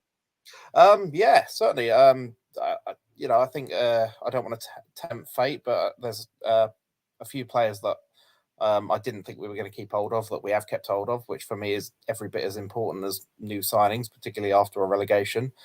So players like Carl Walker-Peters is still in the building as far as I'm aware, and that's just fantastic for us, I think. Shay Adams is looking like he's possibly going to be staying put, which didn't look likely 6 hours ago. And yeah, we've brought in some good players. I think the board have learnt their lesson from last season, where we sort of signed a bunch of kids and hoped it'd work out, and it obviously didn't. I think we've got some real experience in the team with Ryan Fraser and Ryan Manning as well, and Flynn Downs, all very, very good championship players. So I think, there's 2.5 or 3.5 or whatever hours left. But at the moment, yeah, so far so good. Yes, and deadline is creeping upon us. 11 o'clock is when it shuts. And as you say, Southampton made some show business. So I bet you're delighted with some of the money that you've got for the likes of Ward-Prowse and Lavia, that you've been able to strengthen other areas. Were you a bit disappointed that those two players left the football club as well, Matt? Yes, but for very different reasons. I think Lavia was one of those. The kid's just absolutely quality, and even if we were never keeping hold of him in a million years. So it was almost like when he left, I wasn't too bothered about it, but not because he's not a good player, because he is. But it was almost I accepted it about this time last year that we probably were not going to keep him regardless of what happened last season. So it was we almost had like a year to come to terms with Lavia going, because he was just brilliant. James Ward-Prowse again, yeah, I thought he might stay purely because of his age, and I couldn't see sort of a team, because we were obviously going to demand that 30 million quid. I couldn't see a team that I thought were going to do that. The only thing, but when West Ham won their European trophy, got back into Europe this year, obviously they're going to need a bigger squad, and so that move made sense for him and made sense for us as well. So we wish him absolutely nothing but the best of luck, because he's been a fantastic player, fantastic servant to the club. So yeah, it's been absolutely brilliant for him, brilliant for the club as well. And we've got a really good midfielder as part of the deal as well, in Flynn Downs, who's just came on Saturday. I think he had a pass completion of 99%, 140 out of 145 passes, which for us to come on off of the bench and do that is quite something. So yeah, I think it was one of those transfers where everybody wins to a certain degree. Yes, absolutely. And we've just reaching some breaking news from one of our team here at the Commentary Hub, and our very own Luke Turton, who you heard earlier on, has just informed that Brennan Johnson is close to finishing his medical at Tottenham Hotspur. They've moved there from Nottingham Forest. That's going to be a big loss for Nottingham Forest once that deal goes through. Get the thoughts of Luke on that one. With Southampton as well, then obviously there were links to Yoel Perreault, who ended up going to Leeds United in case Che Adams left. A number of other ones as strikers being linked. Joseph Fansel, winger from Genk, looked like he was coming to Southampton. Then that deal was off. Looked like he was coming to Leeds. That deal was off. Looked back to Southampton. That deal was off. Burnley then came in for him. That deal was off. Are you disappointed that you missed out, say, on Yoel Perreault and potentially, and obviously as well, the Jonathan Pansel as well? Perreault, certainly. Yeah, absolutely. I really like Perreault. I was really hoping we were going to sign him, particularly because of the Russell Martin connection. He's sort of, I think, everything you want in a championship striker. He's big, he's powerful, he can hold the ball up, he's very clever, and he can score goals as well, as you saw on Saturday. So yeah, disappointed that he didn't come to us. But obviously there's obviously he wasn't the right player for us, and we weren't the right club for him. So so certainly don't wish him any ill fortune or anything like that. As for Panzer, I don't know a lot about him, to be honest, other than he just seems to. He's been going to, like you said, he's been going to Leeds and then coming to us and then going to Burnley. And then, so I don't know what the deal with him is, but you do sort of start to wonder, well, is he worth all this hassle? Because I'm sure it's not him. I'm sure it's probably, agent talks and other things happening. But yeah, you've just got to sort of wonder, is this really worth it? So I can't say after all this, I'm too bothered about him. Yes, and news just to, from what I understood from when I was speaking to a few people, is that with the Leeds deal, that looked like it was going to be done, but then there was a problem with his exit clause at Genk, which I think is probably held up, which is probably why the moves to South, when he went back towards Southampton again, why that didn't go through, and same with why the Burnley deal didn't get through. So I think there was a problem with him finalising an exit clause deal from Genk to leave there. Just a bit of breaking news just coming to us here now. A former Leicester City and Leeds United goalkeeper and son of Peter, Kasper Schmeichel, has left Nice by mutual consent. Nice have just confirmed that in the last few minutes, saying OCG Nice and Kasper Schmeichel have decided to, by mutual consent, to terminate the contract of the Danish international. The club wish him every success for the rest of his career. I wonder if that could be a transfer related, where he wanted to leave and the Nice weren't letting him leave, so he had to release himself from the contract to potentially move elsewhere. There's a goal. Yes, we have got a goal in the game between Luton Town and West Ham United. Which way has it gone to Kenilworth Road? One way to find out is our man, Luke Tate, is there. It's gone to West Ham. Paqueta flicks the ball up into the box, and Jared Bowen just heads it into the near post past Kaminsky. It was a brilliant ball in from Paqueta, and there was poor keeping from Kaminsky, but then again, powerful header into the net. So it's Luton 0, West Ham 1. Thank you very much there to Luke Tate, and we'll get back to Matt in just a second. We've just received some breaking news in Stoke City. Signed USA international Lyndon Gooch from Sunderland. He has signed a 2-year deal there. Just a bit of breaking news as well from Nottingham Forest.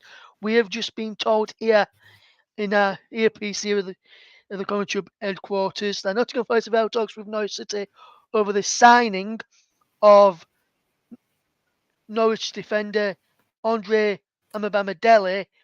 One source to claim they've had 2 verbal bids rejected. We have just been told it will take a big bid for Norwich to even consider it at this late stage.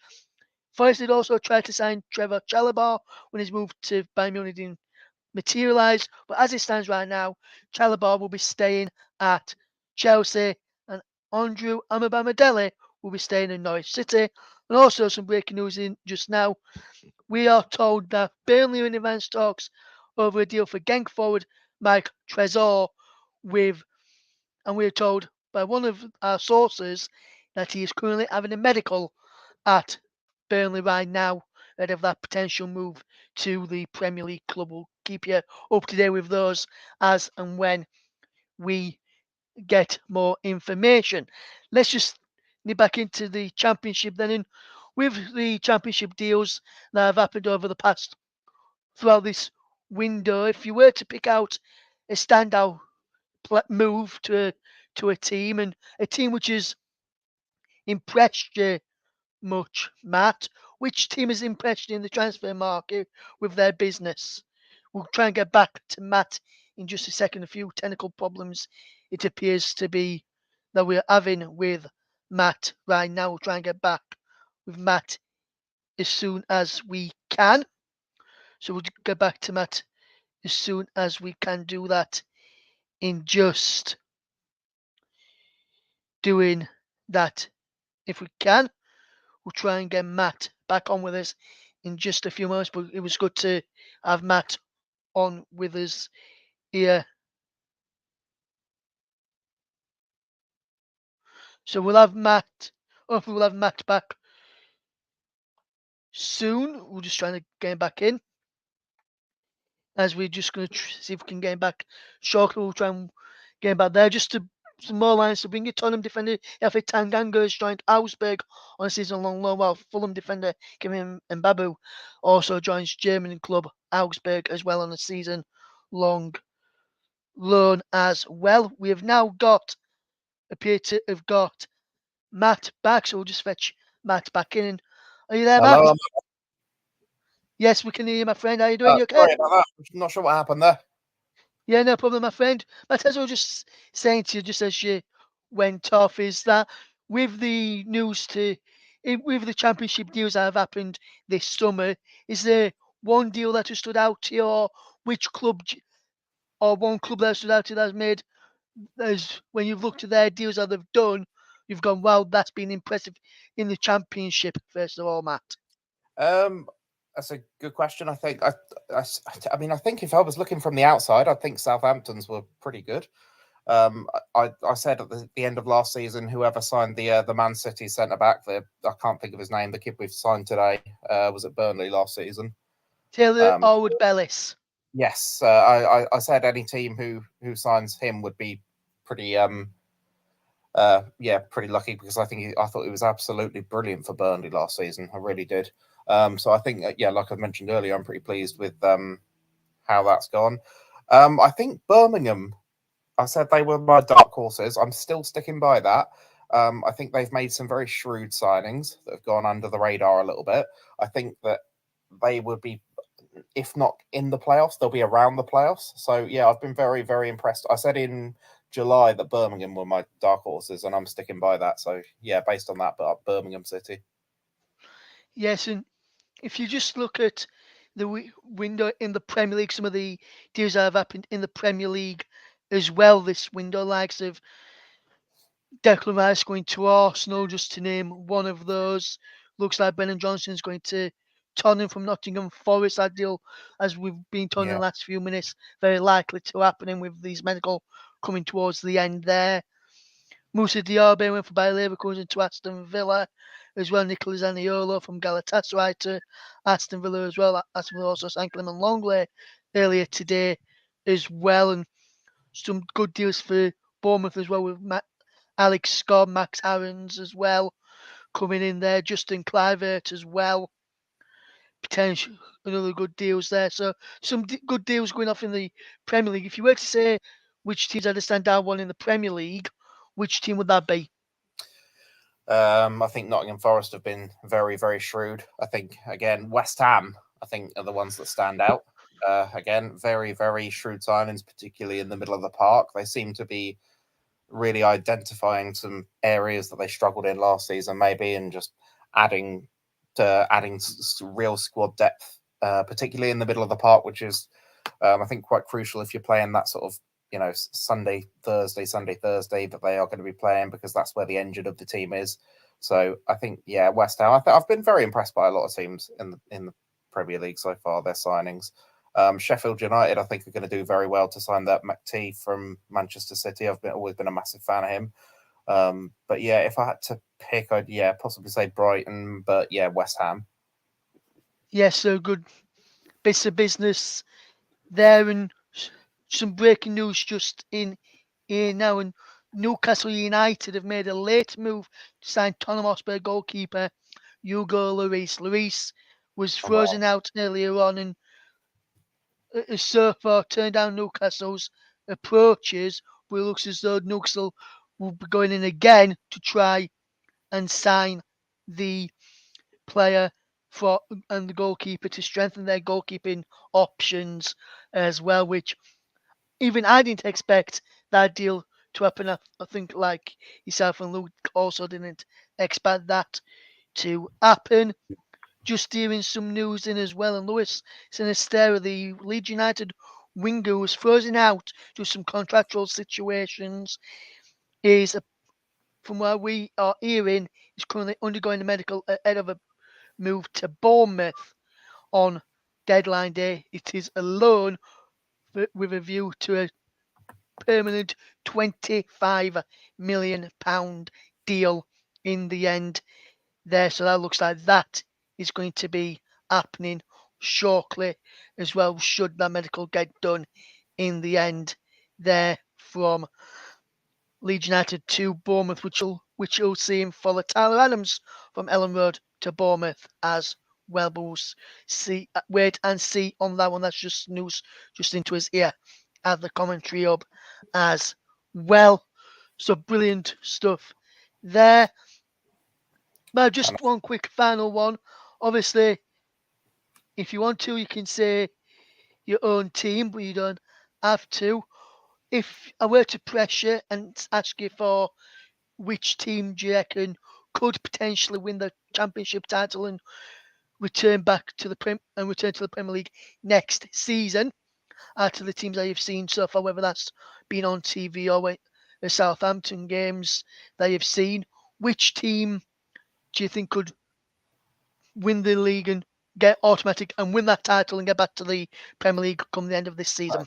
I think it's anybody's, to be honest. I mean, that's all often the way with the Championship. It's the most unpredictable league in the world. I think I've been very impressed by Leicester so far. Very surprised by Leicester as well, because I thought out of Southampton, Leeds, and of Leicester, I thought they would probably struggle the most. So, yeah, I think Leicester have done very well. I think I've been very, very impressed with Norwich as well. I think they've another one that's gone under the radar. They're scoring a lot of goals. They're playing some really nice football under David Wagner. So if I had to pick, I think Norwich might be the ones to watch. But then they are always going to be a very threatening side at this level. Yes, absolutely, mate. Absolutely. They're the time whistle going any second now in the game between Luton and West Ham. As soon as we get confirmation of that, we'll be across to Luke to get the half-time update. We'll probably get it on the other side of this break. So, but Matt, thank you very much for joining us here on Just a our bit Transfer of, Deadline Day special. News that's just come through for us as well is that Armel Balakotchup looks like he's going to PSV on loan as well. So there you go. There's a bit of news from Saints that's just come in. Thank you very much there as well for that bit of update there as well, Matt. Thank you for your No problem at update all. there. Thanks for having me.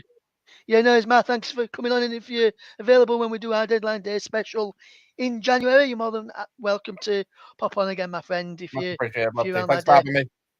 No problem. I'll speak to you again soon, my friend. Bye-bye. Matt Hill there, Southampton fan. Brilliant guest there. The half-time whistle has gone in the game between Luton and West Ham. Last time we were looking was 1-0 to West Ham. We'll find out if that's still the case when we return from our break in around about 5 minutes' time.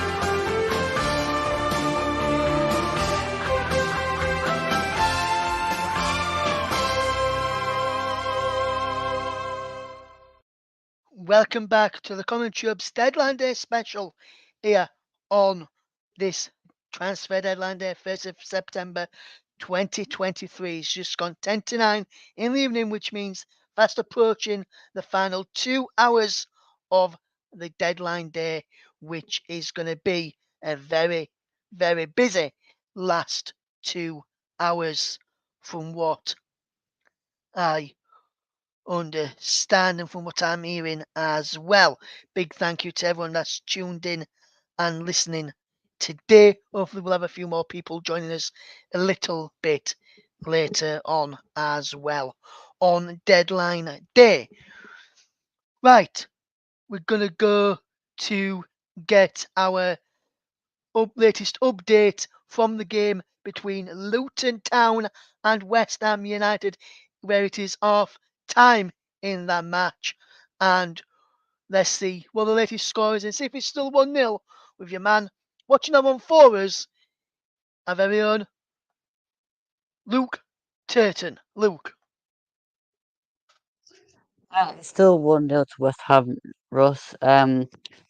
Pretty cagey half that, to be fair. I mean, it's been end to end, but also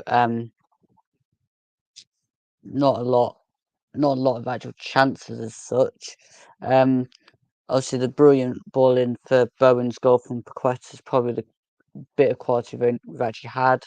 There was a chance from Tahith Chong towards the end of the game, towards the end of the half, sorry, that really should have done better with.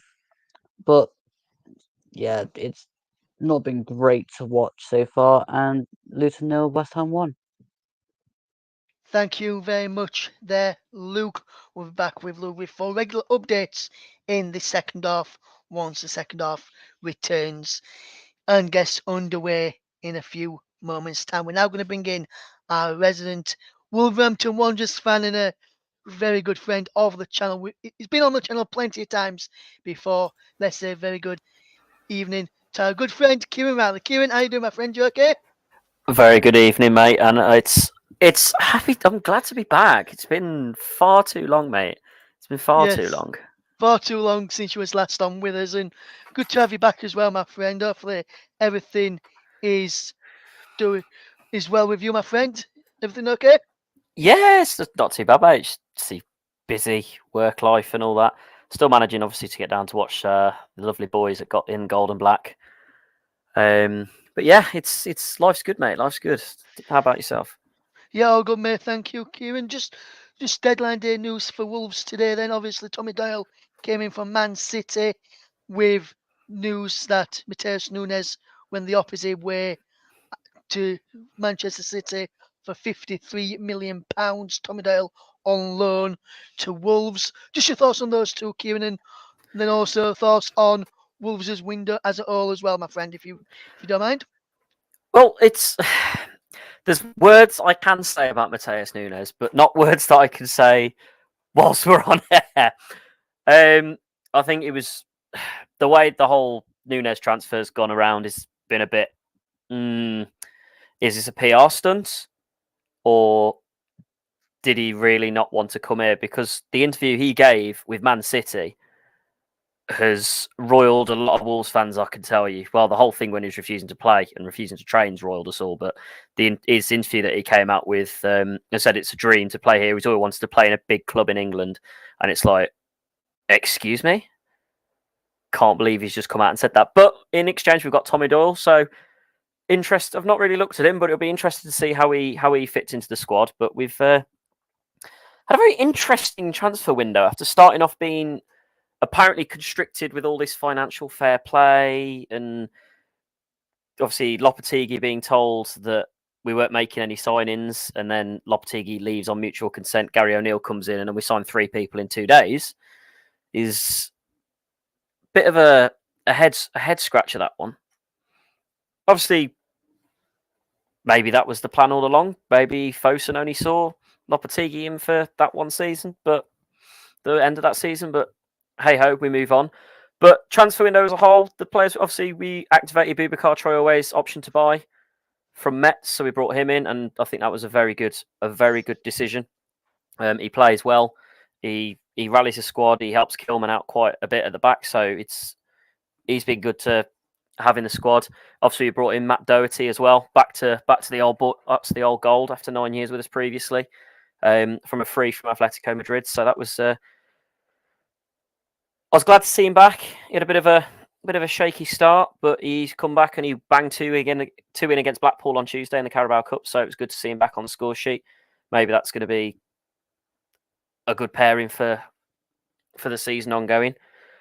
But I don't think he's in O'Neill's starting 11. But we'll see how it gets on. Obviously, over the past 3 days, we've brought in Gonzalo Gonzalez from Libertad yesterday. We brought in Santiago Bueno yesterday as well from Girona. Two very good signings. Interesting to see how they fit into the squad. Will they play on Sunday against Palace? Maybe he'll ease them in onto the bench. I'm not sure. It's interesting to see who they're going to be replacing though.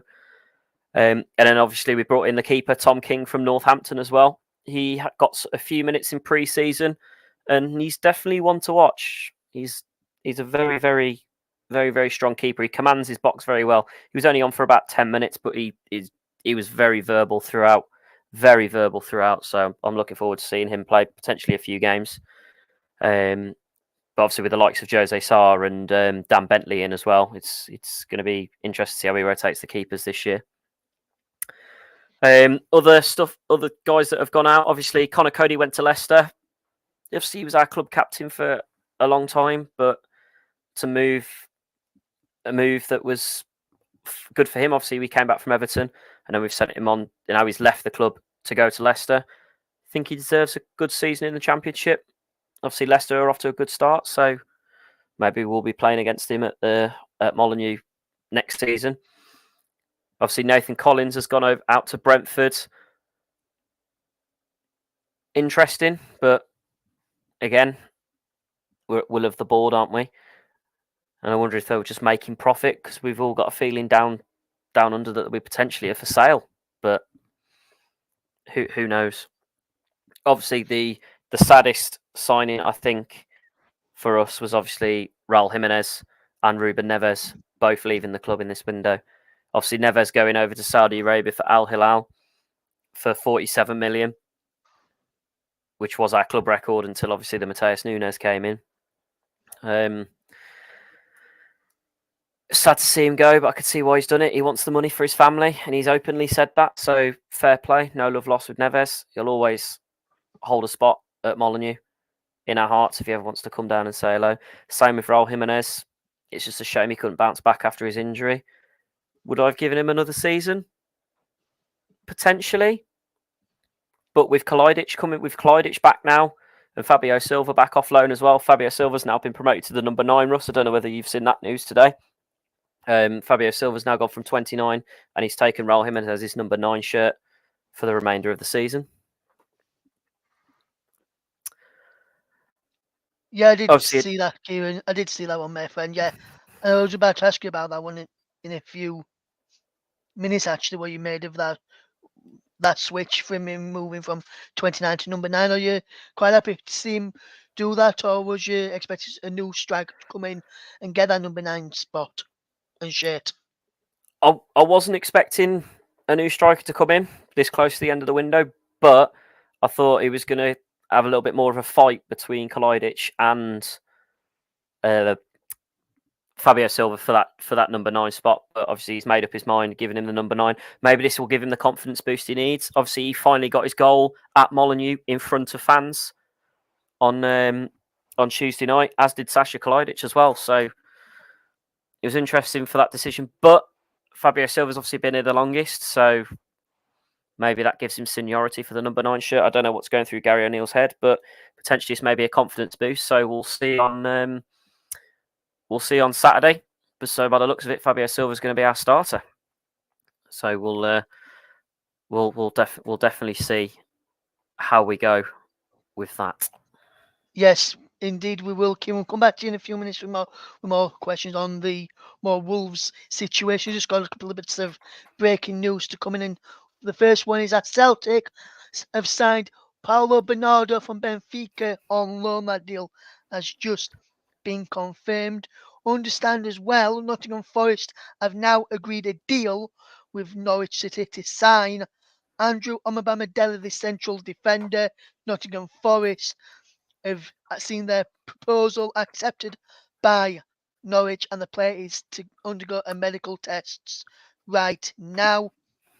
And just some news as well, if there's any Rotherham United fans out there listening, just to let them know, things are starting to develop now at the ASL New York, and the potential, maybe some players coming in, potentially maybe some players leaving as well. So we'll just have to wait and see with that one there. So just bits of news there to keep Rotherham fans on 10 trucks as well, and also some more brilliant news coming through just there as well. We'll keep you up to date as well with the Premier League game between Luton Town and West Ham United. West Ham leading by a goal to nil. The teams are just edging the way back out for the second half. We'll see how that second half unfolds when we bring in Luke Turton in a few moments' time to see how the opening stages of the second half goes in around about 5 or so minutes' time.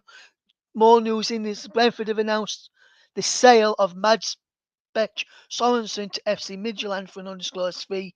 The 24-year-old joined the Bees in 2017 and went on to make 72 first-team appearances. Brentford head coach Thomas Frank had this to say: "Unfortunately, things haven't worked out the way Mads may have hoped. I'm sure he would have liked to play more games for us recently, but this is a fantastic opportunity for him to go back to Denmark and play more minutes as well." So that's just a bit of some news there. Sky in Germany are telling us that Ryan Gravenberch from Bayern Munich to Liverpool fans, that deal is now done and has been completed. A formal announcement to be made very, very soon. And is a Portuguese midfielder, is a midfielder for Portugal 21's Paulo Bernardo, who has just joined Celtic from Benfica on loan. He has been named in the Portugal under-21 squad for their upcoming games against Andorra and Belarus earlier today as well. That's just some more news there to give you on this deadline day. Some more news coming to us as well, and former Coventry City defender Fankete Darbo has joined Forest Green Rovers as well. Some good deals being confirmed today, keeping you across everything that has been announced very, very soon. Some great news coming through in deals as well. We'll keep you across all the transfer deadline deals as things happen. Borna Sosa of Rangers looks like he's leaving to go to Ajax. He has just signed a contract there. Understand transfer fee will be €8 million for Borna Sosa to go to Ajax as well. And we'll keep you across all the deals right the way through until 11:15 when we leave the air tonight as well. Hopefully we'll be joined by Mike Orneman a little bit later on, and hopefully we'll be joined a little bit later on as well by Paul James, two of our great Coventry Hub team members as well. Just some more breaking news: Clinton Mola has joined Reading, as well as some breaking news coming into us from our very own Luke Turton, as well as watching the game between Luton and West Ham Forwards, which is taking place at Kenilworth Road. He's also keeping an eye out on any of the deals that happen as things break, and he'll be keeping us up to date with any deals that we may miss throughout the deadline right across here on transfer deadline day as well. And we'll keep you across anything that happens between now and the end. And just some breaking news here from Sheffield United. They've said their young striker Louis Marsh has signed a new 3-year contract with the Blades. The Sheffield-born Fulham will continue his development with a loan spell at League Two Doncaster Rovers, where he has signed a deal until the end of the season. So Doncaster, you've signed young striker Louis Marsh from Sheffield United, and Sheffield United fans, he's just penned a new 3-year deal at Bramall Lane before making that move to Doncaster Rovers as well. Some news from Middlesbrough just into us as well, and Jeremy Siver, the young forward from Middlesbrough, has joined Harrogate Town on loan this evening as well. Keep you across anything that happens, anything that breaks between now and the end of the season. Yes, we'll keep you updated with anything that happens between now and the end of the season on our channel, but also anything between now and the end of the transfer window tonight. And we'll be with you throughout the season as well. More live alternative commentaries coming up for us here on the channel very, very soon as well. We'll keep you across the deals and all the deadline right the way through until the end of the deadline day today. Brilliant shows happening all the time here on the Commentary Hub, including our brilliant commentaries that we've got plenty of, and we've just got some news in now. Manchester United fans, this news is what you have been waiting for. Sofyan Amrabat news is what you were waiting for, and I can tell you, Sofyan Amrabat is signing his new contract as a Manchester United player right now. His contract, Man United player, is being signed right now as we bring you all the deals as things happen here on transfer deadline day 2. Ryan Francis, our good friend, has been on, said Kasper Schmeichel has left OGC Nice, which we reported earlier, and he says he has been linked with a return to Leicester City at the King Power Stadium. So we'll keep you across that one there as well, and we'll keep you up to date with all of the news in the end. So we'll keep you all the way through right until the end of the deadline day as well. Some more news just into us as well regarding that Andrew Omobamidele deal, which we brought to you a few moments ago. Nottingham Forest to continue to push for the selling of Andrew Omobamidele. One of our sources said to us earlier that the deal had been agreed, while another source has just told us Forest are getting closer to Norwich's valuation, but Norwich is standing firm that a deal will not be agreed, as they will not sell this late unless the valuation of Andrew Omobamidele is met, and it's just, from what we're told, it's just a matter of time before that is happening. And there has been a goal in the game between Luton Town and West Ham United. And to tell us all about it and which way it has gone, let's send across to Luke Turton. Well, yeah, the ball was in the net, and it's actually been given offside. But VAR are checking it. It was a goal for West Ham. The ball's come in on the far side into the box and was put in by, I'm not quite sure who it's put in by, but yeah, he's given it as offside, so there is no goal. It was Emerson that put the ball in, but he was in an offside position. So, as you were, 0-1 to West Ham. Thank you very much there to Luke Turton. So it looked like West Ham had got a second goal, but that didn't happen in the end. They will keep you across all the deals as things happen. And we're just hearing as well in the last few minutes that Crystal Palace have terminated the contract of goalkeeper Vincent Guaita, and he will be joining Celta Vigo on a free transfer. He leaves after 5 grey years at Selhurst Park, and that news came after Dean Henderson yesterday joined from Manchester United. So we'll keep you abreast with everything that happens between now and the end of the window here on transfer deadline day. Keep you at the club here as well, and it looks as though Derby County are about to make another a signing today. Will keep you across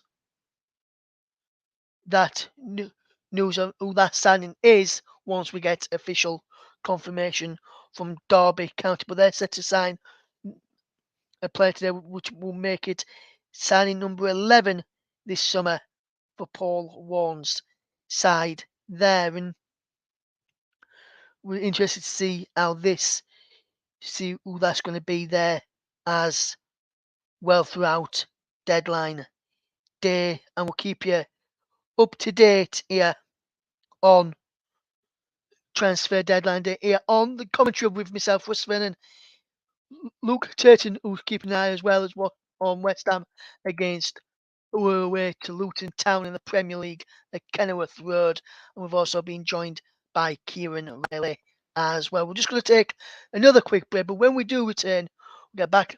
We'll get another update on how the game's going between Luton and West Ham, and we'll have more deadline day news coming up as well. Stay tuned. You're listening to the Commentary Hub.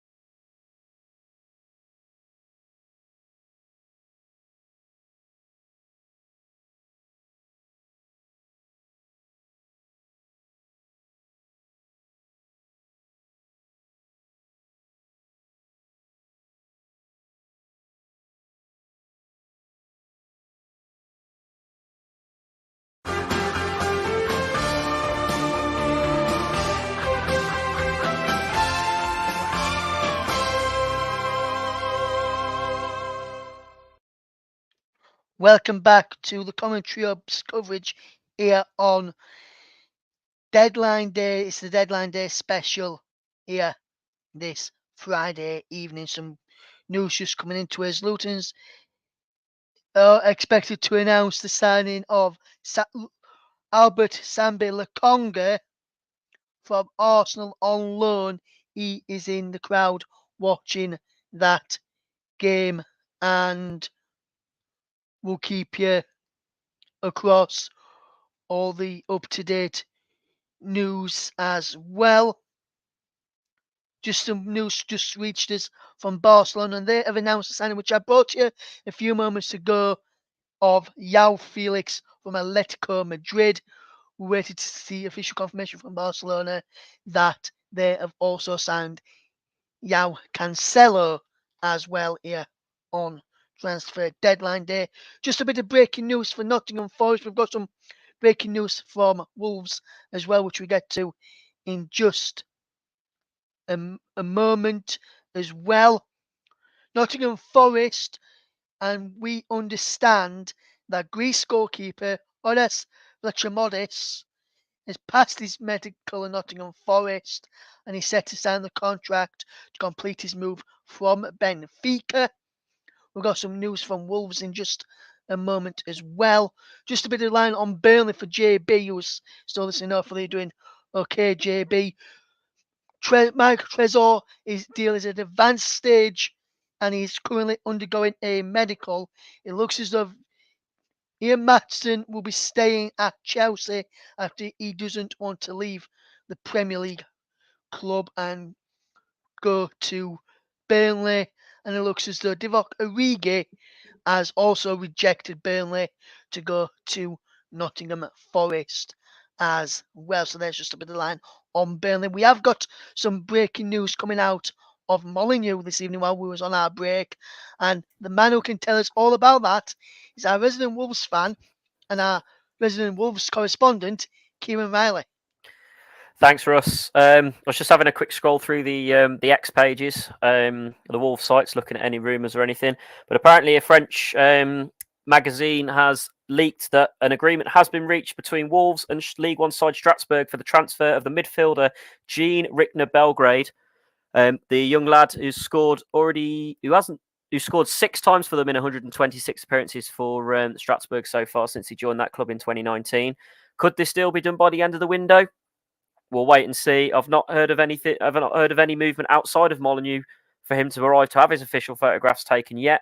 But the rumours are that agreement has been reached, so it's only a matter of time before we find out.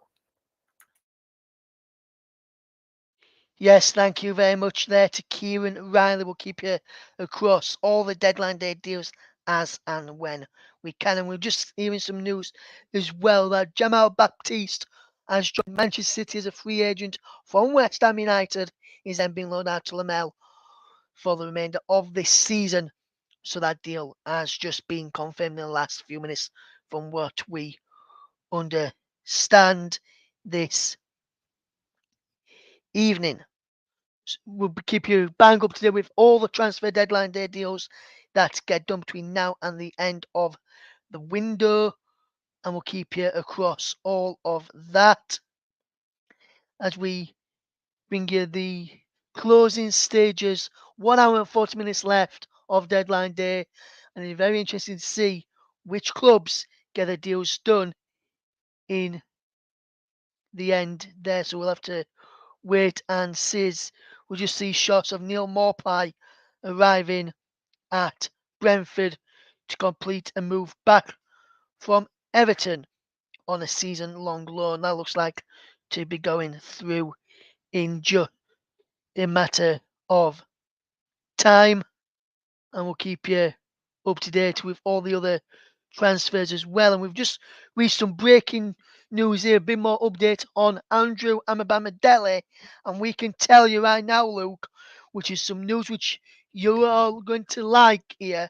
Nottingham Forest reached an agreement with Norwich City to sign Andrew Amabamidele. The 21-year-old Ireland international centre-back is travelling to undergo medical Nottingham Forest race to seal transfer before the 11 o'clock deadline.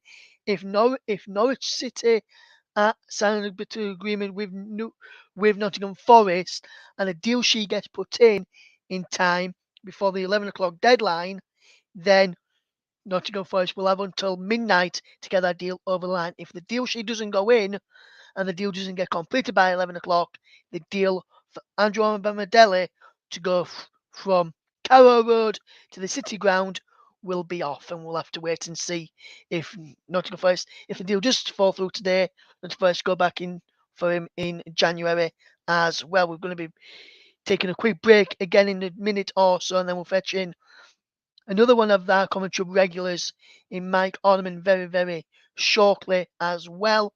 We'll take a quick break in a minute or so, just bringing you some latest news there and some news just into us. And former Birmingham Birmingham City defender Christian Pedersen has just joined Swansea City for an undisclosed fee, subject to international clearance. Swansea have just announced that deal this evening, and we'll keep you across all the other deals right through until deadline day today.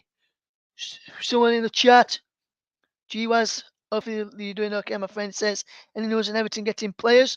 It looks as though Everton deals for players coming in will not be happening from what we understand at this moment in time. Things do change though, so things could rapidly change between now and 11 o'clock. But as things stand right now, from what we understand here with the commentary hub, Everton will not be signing any players. Neil Maupay will likely to be leaving Everton and going to Brentford. That's the latest update there on Everton for you. GWAS, thank you very much for getting involved in our deadline day special here on the commentary hub, also live across JB Sports, Storm FM, also on Twitch, also on my Twitch as well this evening. A number of places where you can listen to our deadline day special. Big thank you to everyone that's taken part so far tonight. Phil and to Matt and to Alistair, also to Luke, to Kieran. We'll have Mike on very, very shortly. GWAS, if you stay tuned right here to this very channel, wherever you are on YouTube, whether it's the Commentary Hub 2, JB Sports, Storm FM, wherever you are right now, stay tuned. Press the like button down below if you like what you're hearing right now. Press the notification bell and we'll get notified every time we go live, and you'll never miss an upload from us here on the channel. So that we are part across from this evening. We're going to take a quick break right now, but before we do take that quick break, let's just go and have a quick check on the latest developments in our match that we're covering tonight in the Premier League. Luke Turton is our man watching that one. Is Luton Town against West Ham. Last time we were with you, Luke, West Ham had a goal disallowed for offside, and we're still leading Luton by a goal to nil. Is it still 1-0? And how's Luton responded to that offside goal being disallowed? Well, Luton have actually had a couple of chances since you left them with me. Adebayo missed a clear-cut chance and they headed one over the bar. Not really a lot else happened since. I mean, West Ham have gone forward a couple of times. Luton have also had a couple more passes around the box, but yeah, nothing really clear-cut shout about. So it's still Luton 0, West Ham 1. Thank you very much there to Luke Turton. We'll keep you up to date with that game throughout the deadline day show here, right until the conclusion at 10 p.m. We're just going to take a quick break, but when we do return, we'll be hearing from resident Arsenal and Stevenage fan Mike Arneman on the deadline day deals so far, and also his thoughts on the other deals as well. So stay tuned to us. We'll be back in a few minutes' time here on the Commentary Hub on our Transfer Deadline Day special.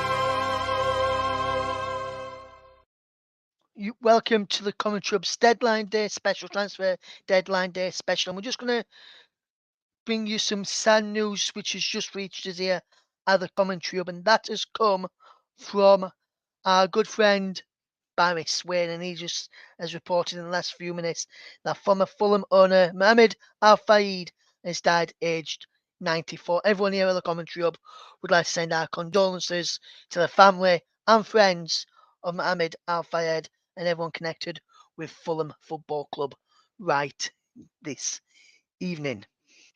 Some breaking news as well, just reaching us as well. Randall Colomwani is close to joining PSG, £64 million from Eintracht Frankfurt. That's set to go through as well. And Bella Kotchap is closing in on a move away from Southampton as well. We'll keep you, of course, all the deadline day deals and let you know where Bella Kotchap is going to be heading as well in the next few moments, as well as we'll keep you right up to date here on Transfer Deadline Day. We'll keep you, of course, that Bella Kotchap is heading to PSV Eindhoven on loan, no option to buy there. And Crystal Palace are closing in on Hugo Etiak from Paris Saint-Germain as well. Some brilliant deals being made by some Premier League clubs, and also brilliant deals being made by Championship clubs as well. And Tosin Adebayo to Monaco, the deal is off. No agreement with Fulham there as well. Let's fetch in our resident Arsenal and Stevenage fan as well. And let's fetch in a very good friend of the channel as well, and one of the co-owners alongside myself, Mike Orneman, is with us right now. And Mike, very good evening to you. Welcome to the Transfer Deadline Day Special. How are you doing, my friend? You okay?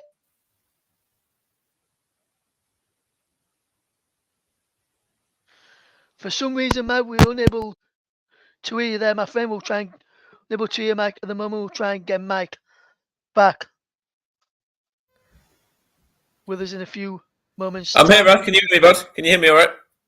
We can hear you now, Mike. How you doing, my friend? You okay? Yeah, good, thanks. How you doing? Yeah, good, thank you, mate. Yourself? Yeah, all good, thanks. Yes. So, well, just talk to us about Stevenage today. Obviously signed Charlie McNeil early from Manchester United on loan. What do you make of that signing? What have you made to Stevenage's transfer window as a whole this summer, Mike? Yeah, I think it's been a very impressive transfer window when you look at the squad that we've got and that we've assembled. I think that, you know, we've got a lot of quality players that we've brought in. Hayashby Hamid obviously was with us last season and he signed on a permanent. We've got Christian Hedgian in second goalkeeper as well.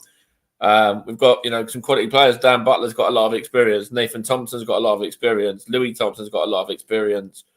You know, who haven't I said yet? Alex McDonald's another one that we brought in. Nick Freeman, another one that's got experience as well. You know, guys like Reece Hannum, who are young and up and coming, have got a good pedigree. Aaron Presley being another as well, like Finley Burns from Manchester City. Like we've recruited really well, I think, for the season, and I think with the addition of Charlie McNeil through the door today as well. I didn't mention Harrison Neal, another one there who signed from Sheffield United. You know, we've got a lot of signings in, but we've got a lot of quality. And what I like is we've got a good mixture of youth players that have come through and, you know, looking to make a mark on the EFL and put a stamp on things that way, mixed with quite a lot of experience as well. Yes, absolutely, Mike, absolutely. And also, one of your other teams that you follow let Nuno Tavares go out on loan today to Nottingham Forest. That's Arsenal. What have you made to Arsenal's window? Obviously, signed Kai Havertz, Declan Rice, a couple of big name players, David Raya as well, and Urian Timber as well, all came in. Just the four signings coming in. What have you made to the signings you've made there from Arsenal and the players going out with the likes of Florian Balogun, Kieran Tierney, Matt Turner, Granit Xhaka, to just name a few, left the Emirates Stadium this transfer window? Yeah, see, it's been quite a lot of change at Arsenal, but it's change that I think is needed after last season as well and coming so close. You know, everyone knows that we let the title slip. It was ours for the taking. And obviously Manchester City, did what Manchester City would do to any team and took advantage of that. I think Granit Xhaka leaving, I think, had to happen so that we could get in the next step and move that on a little bit. And Declan Rice is that player who's come in, and I really like Declan Rice. What I've seen of him so far. I think David Raya is a quality signing as well. I think he's going to compete with Aaron Ramsdale very, very well. Jurrien Timber, I really like the look of him, and obviously he's out now for the majority of the season, unfortunately, which is a big shame because I was very impressed by him and what I saw. And the other players that we've sold as well, the likes of Balogun, I was kind of a little bit hopeful we'd keep hold of him. But obviously, he knows the French division from being there last season and obviously thrived there and was a big player over in the French league last season. So obviously wanted the move to go back over there again. And then obviously we've sold we've sold Matt Turner as well, obviously, to Nottingham Forest. And I think that's a good move for Forest and for us as well. So yeah, I think that's a good move for all parties, really. And Nuno Tavares, obviously, as well, is another one who's not really going to feature. Well, he wasn't going to feature this season, so obviously to loan him up was a sensible move. And Kieran Tierney was a little bit of an interesting one as well when you look at it, because obviously we don't really have a lot of left back options now with Tierney going and Timber being injured. So we've got Zinchenko that can play there. We've got Tomiyasu that can play there. At a push, but we don't really have a lot of options there. So, we've still got around about 90 minutes and, there's probably a very slim chance about João Cancelo, but there's still an opportunity there for something to happen potentially because, we really need a little bit of cover or, competition at left back. Yes, absolutely, Mike. Absolutely. We're getting more updates on transfers in just a second as well, and we just want to keep you all up to date with everything that's going off in the transfer world as well. We'll keep you up to date with everything that goes there. But let's just head back to the game which is taking place at Kenilworth Road this evening in the Premier League. It's between Luton Town and West Ham United. Last time I was with Luke, it was still 1-0 to West Ham. Luton had some good chances. And Luton still having a few good chances. West Ham now getting back on top, and either could end up getting that second goal, which they thought there just before half time. I have to admit, Russ, there's not a lot happened since last time you came to me. Like, it's all been a bit kind of pinball around, and like there's just a ball into the box that was dealt with by Areola. But yeah, there's a few changes have been made, but yeah, no clear-cut chances as of yet. Change the scores, it's still 0-1.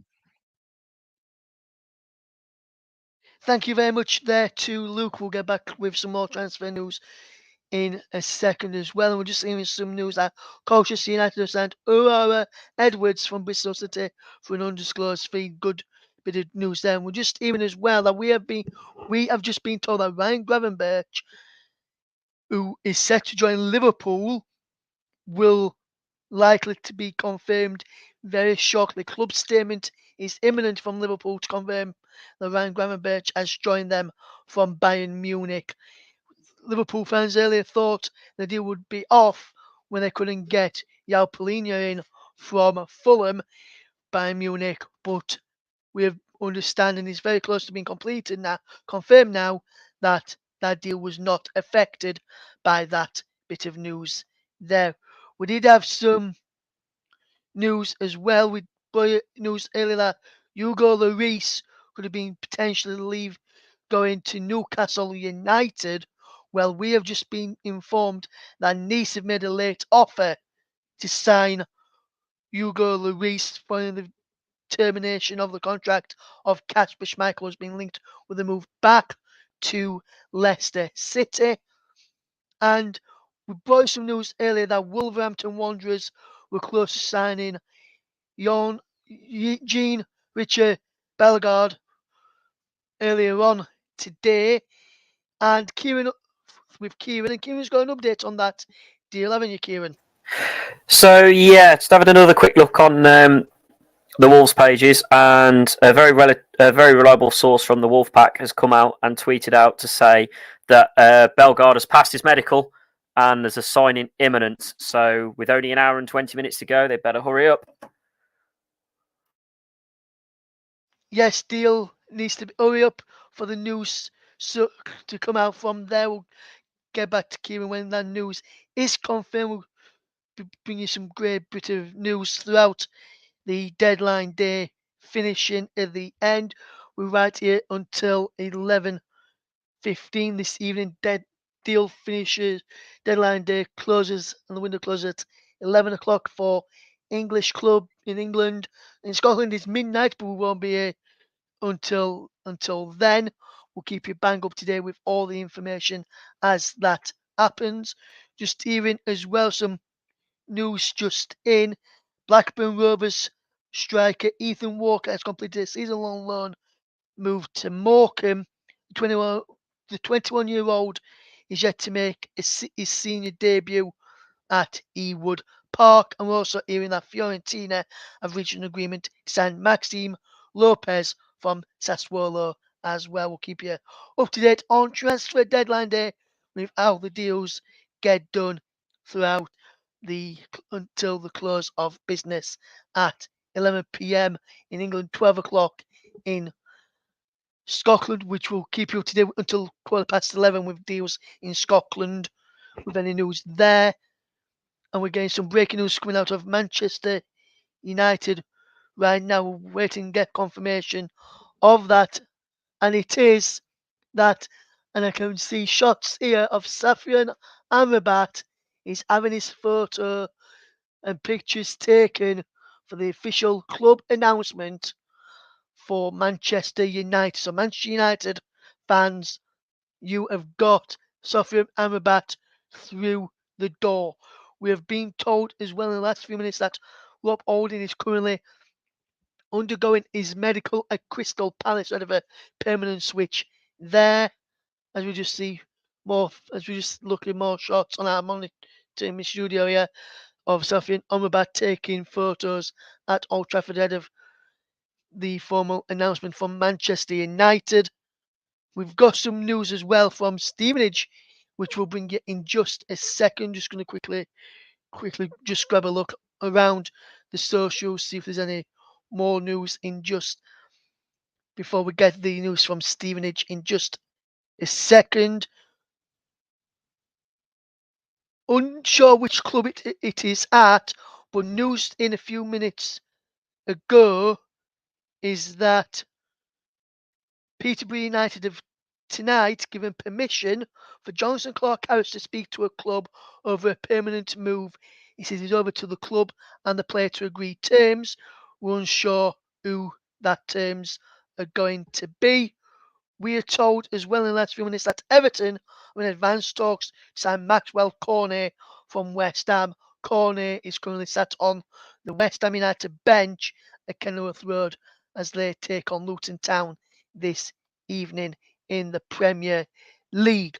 We're also hearing that Brennan Johnson has now completed his medical at Tottenham Hotspur ahead of a move there to Tottenham. And now we're going to get the news from Stevenage, which Mike Ornament can bring us up to date with. Mike.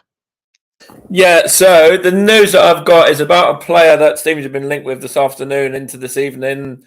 Tottenham midfielder Harvey White. He's also been linked with Hearts and Tranmere, Ross County and Cheltenham as well. And it looks like Harvey White is not going to be signing for Stevenage in this window because of a couple of failed loan moves that he's had. And Tottenham want to sell him permanently and only permanently. And Stevenage, unfortunately, wouldn't be able to do that. They'd only be looking at a loan in terms of Harvey White. So it looks very much unlikely that Harvey White will be done. And obviously there are other clubs on the table as well. So Harvey White, it's still got plenty of options for a club to move to permanently in the next sort of hour and 19 minutes or so. Thank you very much, there too, Mike. And we've just received some news that former Aston Villa and Wales international defender James Chester has tonight joined Barrow on a deal until January, subject to EFL and FA approval there. Just some news which Kieran brought to us a few moments ago that Bellegarde has now completed his medical at Wolverhampton Wanderers.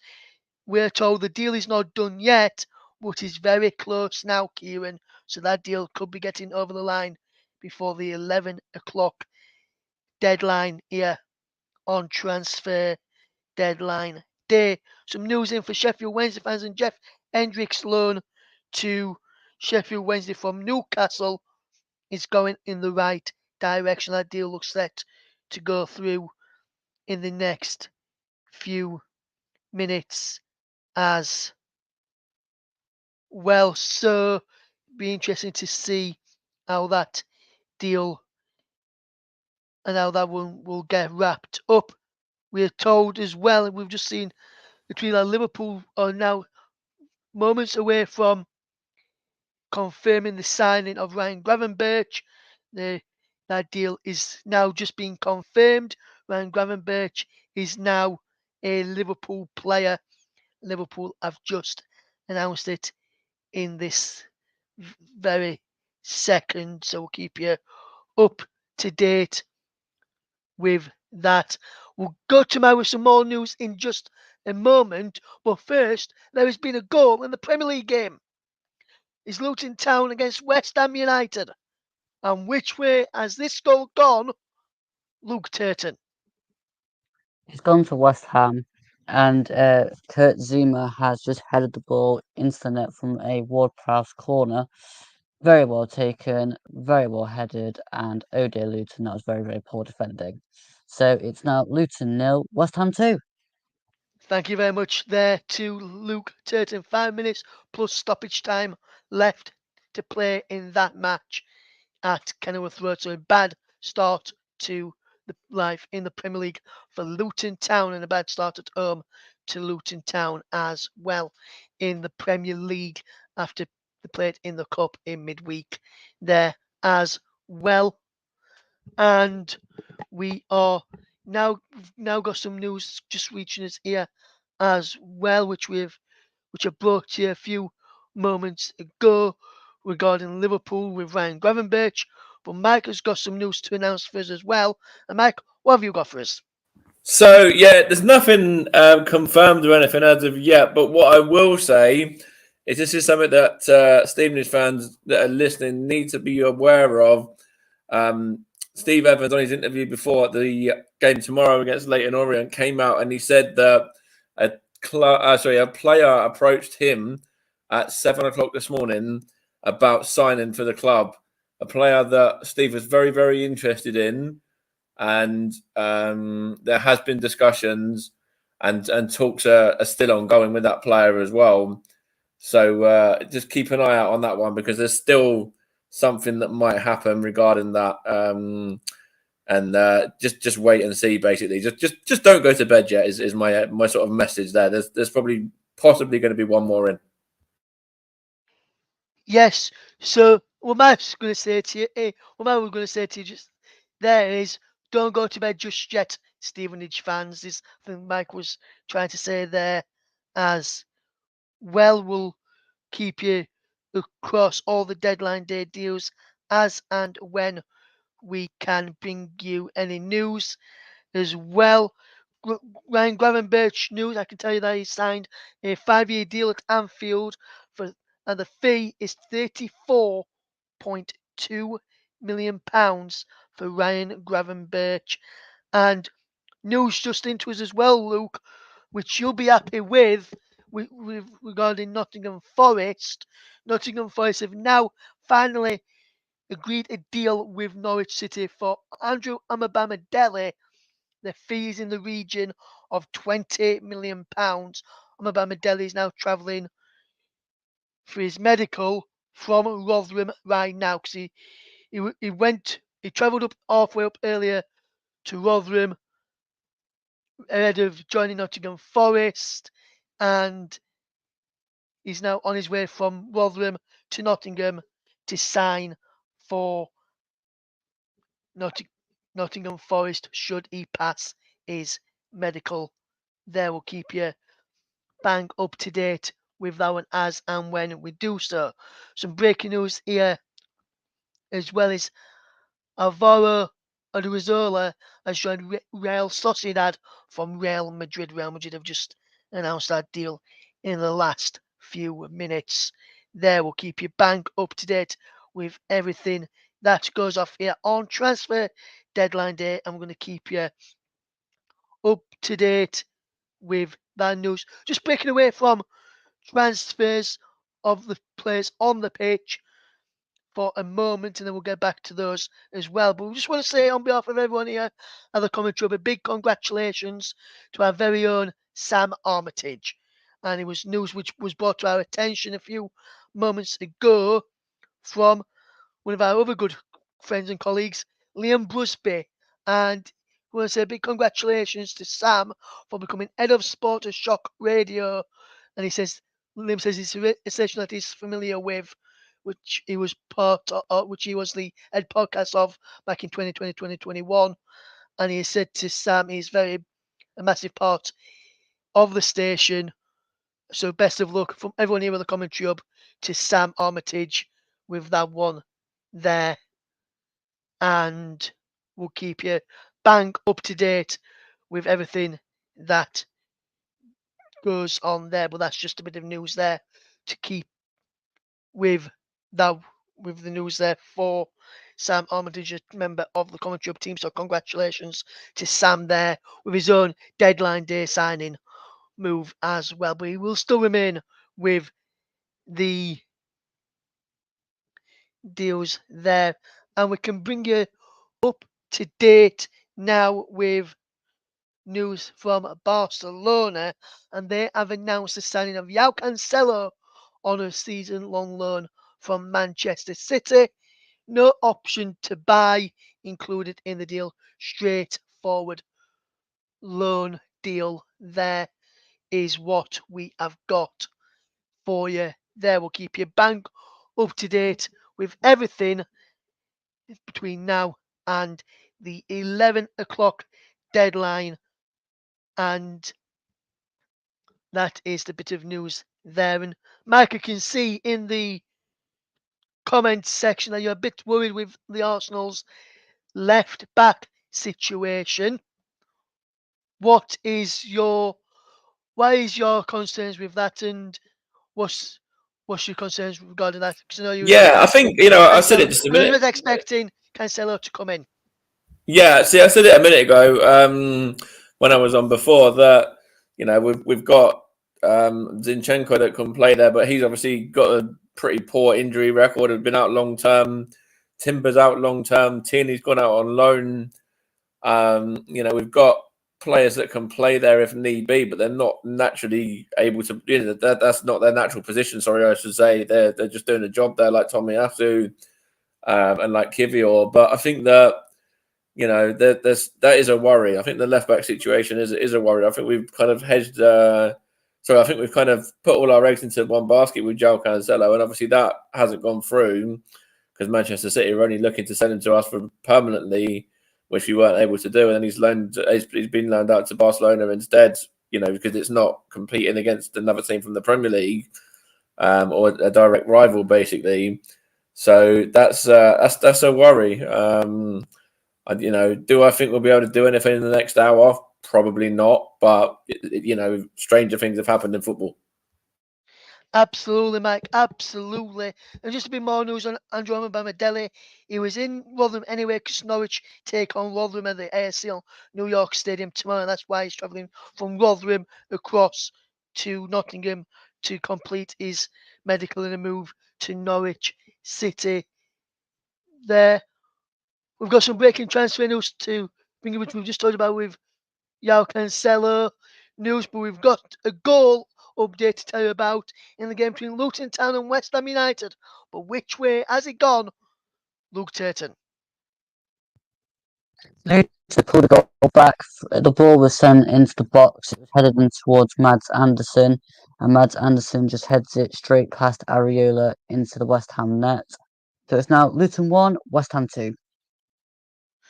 Thank you very much there, Luke. We'll keep you bang up to date with that. When that goal was scored in the 92nd minute, they're into 3.5 minutes of stoppage time in that one, where it's Luton 1, West Ham 2 here on transfer deadline day, and we'll keep you bang up to date with all the deadline day deals there as well. We're going to take another quick break here on transfer deadline day. When we return, we'll be getting ready to go into the final hour of the deadline day show, and the final hour of deadline day for teams in England, final 2 hours for teams in Scotland, and final hour and 15 minutes of our show here on the Commentary Hub. So for myself and from the team at the moment, we'll see you after this short break.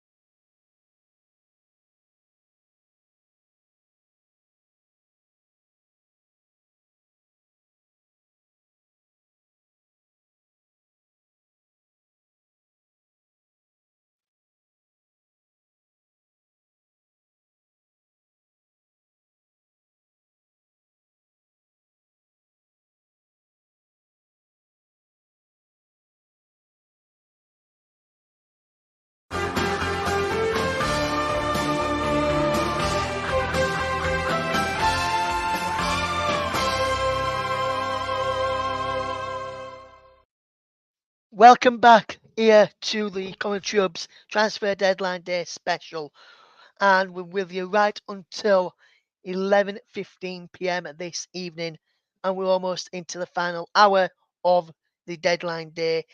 But before we get into more transfer news for the final hour of the show, just over an hour of the show, let's just take a quick dive into the Premier League game as the full-time whistle has gone. Last time we was with Luke, it was Luton 1, West Ham United 2. Let's see if that's how the game is finished with our man Luke Turton to give us the final report. Yeah, so it finished Luton 1, West Ham 2. I have to admit, it wasn't the best game to watch. There wasn't much quality in it, but then when West Ham did take the lead, it was a brilliant ball from Paqueta into Jared Bowen, who basically headed past Kaminsky in the Luton Town goal. I have to admit though, it was a pretty tame kind of pat into the net from Kaminsky. He really should have caught it. As for the West Ham second, it was a brilliant corner into Kurt Zuma, who powerfully headed into the Luton net. And then Luton came back into the game a little bit when Mads Anderson received the ball into the box, headed back towards him, and he just glanced it into the West Ham net past Areola. No real other chance of any notes, so it finished Luton 1, West Ham 2. Thank you very much there, Luke. And Luke, if I were just to ask you, which player was your man of the match this evening for Luton against West Ham? And our player of the match here on the Commentary Hub, guys, just so you know, is sponsored by the brilliant Commentary Services. I'd probably have to say Jared Bowen. He seems to be carrying the ball around quite a lot, so I'll give it to Jared Bowen.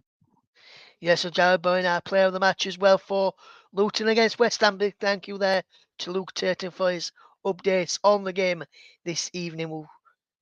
Luke will be joining us again in a few moments to go through the final few moments of deadline day. We'll keep across all the final few deals as the deadline draws ever closer into the end as we get ready for the final hour also of deadline day, as we get ready for the deadline day to be finally gets the match done for the window of August or August if you are Daniel Farker, as that's how he says it is.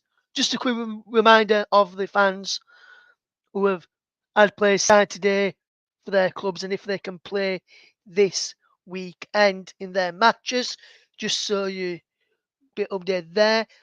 But can they play in Saturday's matches? If registration documents were submitted prior to the 12 p.m. deadline today to play in the weekend's matches, they'll be available to play on Saturday.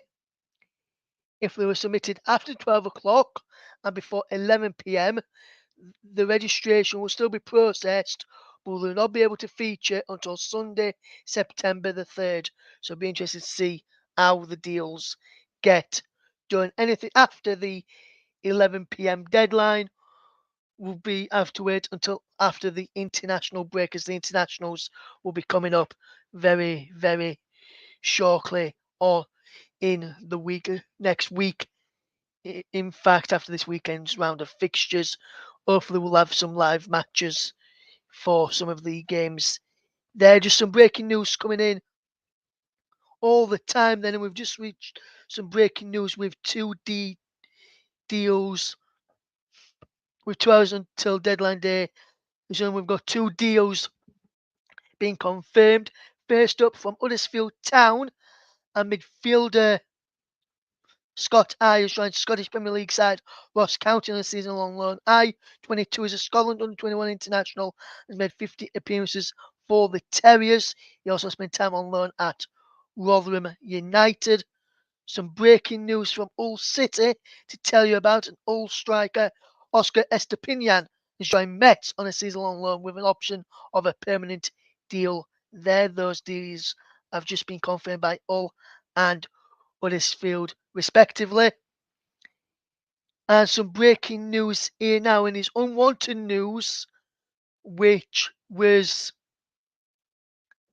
for Derby County fans, an unwanted drama as well. Brighton have been pushing all day to sign Derby defender Erin Cashin, and thought of a fee of around £4 million was broadly agreed. They've run out of time, and now Cashin will stay at Derby at least until January. Some news just in regarding Swansea and Darko JB as well. Swansea are interested in Leeds United's Darko JB, but not sure it's gone much further than that. Doesn't sound like there's been anything concrete anyway. according to reporters up in the Swansea area, who also says Brandon Cooper is poised to join later tonight on a season-long loan from Swansea as well. So just 1 hour then, less than an hour to go then until the transfer deadline day. Will anything get announced very shortly as well? And Mike has just informed us that Stevenage new boy Charlie McNeil, will be able to feature for Stevenage tomorrow against Manchester, who after joining on loan for Manchester United, and was said against parent club Manchester United, which is all right because Stevenage aren't in the Premier League just yet. I think Michael and Stevenage fans would have loved that if we said they're in the Premier League already after being in League Two last season. I think it's just wishful thinking on my point of let Stevenage go up there with Big Steve Evans in charge, but we'll have to wait and see if they can do that. And Mike has also said soon, hopefully, as well. So we'll keep you bang up to date with all the deals that happen here on deadline day, right through until the 11 o'clock deadline. Just some news here as well. Bella Kochap will join PSV Eindhoven. Is all done. Medical was completed in London earlier today as well. So we'll keep you bang up to date with that one as well. And we'll just go across to Kieran in a moment or so just to get his thoughts. But first of all, let's fetch in one of our resident contributors, and he is joining us all the way from Canada this evening on transfer deadline day for around about 20 minutes or so. And that is our very own Paul James. And Paul, very good evening to you on this Friday evening. How are you doing, my friend? You okay? I'm very well, thanks, Russ. Good evening, Russ. Good evening, everybody. And I'm not too bad. How are you today?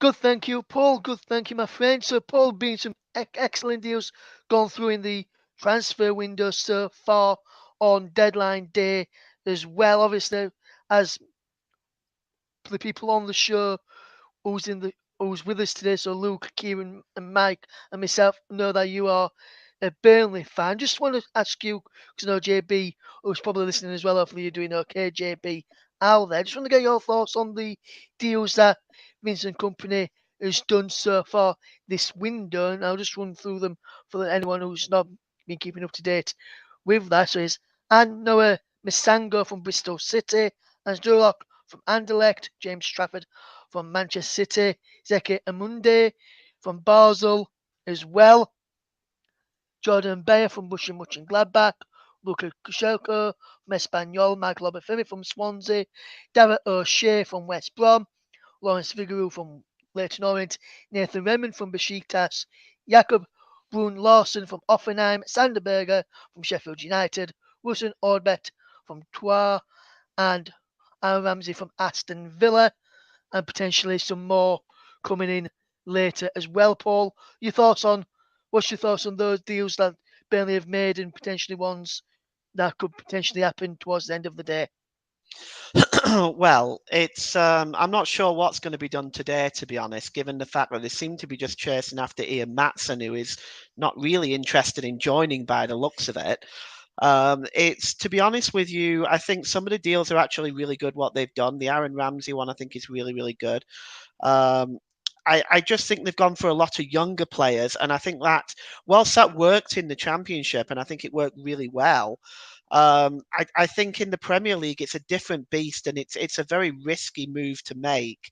I have faith in Vincent Kompany as a manager. I think he's done a wonderful job, but I'm not entirely confident at the moment as a Burnley fan right now, given the start to the season that they've made, the lack of goal scoring ability, the poor defending. I am very, very concerned. And so far, they haven't made any additions today. Yes, obviously, news we broke earlier, Paul, obviously you may have noticed, says that Mike Trezor was undergoing a medical and Burnley were in advanced talks to sign him, and the medical was happening. Is that a player who could potentially who's going to excite you as a Burnley fan, do you reckon? Because JB was on earlier, and big shout out to you if you're still listening, JB. And he put in earlier, Paul, and I'll just read you what he said in the live chat a bit ago now. And he said, because he was wondering about the Burnley deals, he says, if Burnley don't sign Maatsen, Origi, and Trezor, which my Trezor looks like to be the only one out of the three, but he wants all three, so Maatsen, Origi, and Trezor over the line, then he will be raging, he says. What's your thoughts on those, that bit of news about JB, from JB's perspective, and do you think my Trezor could be a decent acquisition, or have you not really seen much of him? I've not really seen much of him, Russ, but I believe he's an attacking midfielder. And I think we kind of do need that at the moment, but we need the goal scoring abilities. We desperately needed somebody like Divock Origi. Now it's been made clear, at least on Sky, that Divock Origi is likely to choose Nottingham Forest, so he isn't choosing Burnley. And I understand that decision. I mean, I've already commented in our group chat on that. And but I mean, I get the feeling that if JB expects all three of these to be over the line, he may be very, very disappointed this evening, because Divock Origi is already said no. As for Tressa, well, that would be something, but my biggest concern for Burnley right now is a lack of ability in scoring goals. And that's why we really needed someone like Divock Origi. And to compound matters, it seems that Sami Albert Lokonga is going to Luton by the looks of it, and he was supposedly linked with Burnley since the start of the transfer window. Albert Samuel Lokonga.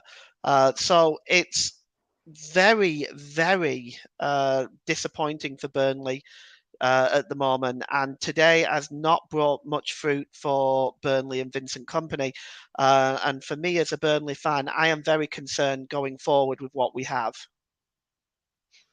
Yes, and obviously, I know one of the other clubs that you do follow as well, Paul, is Bayern Munich. They have let Ryan Gravenberch go. He's now officially a Liverpool player. What have you made to Ryan Gravenberch when you've seen him for Bayern Munich?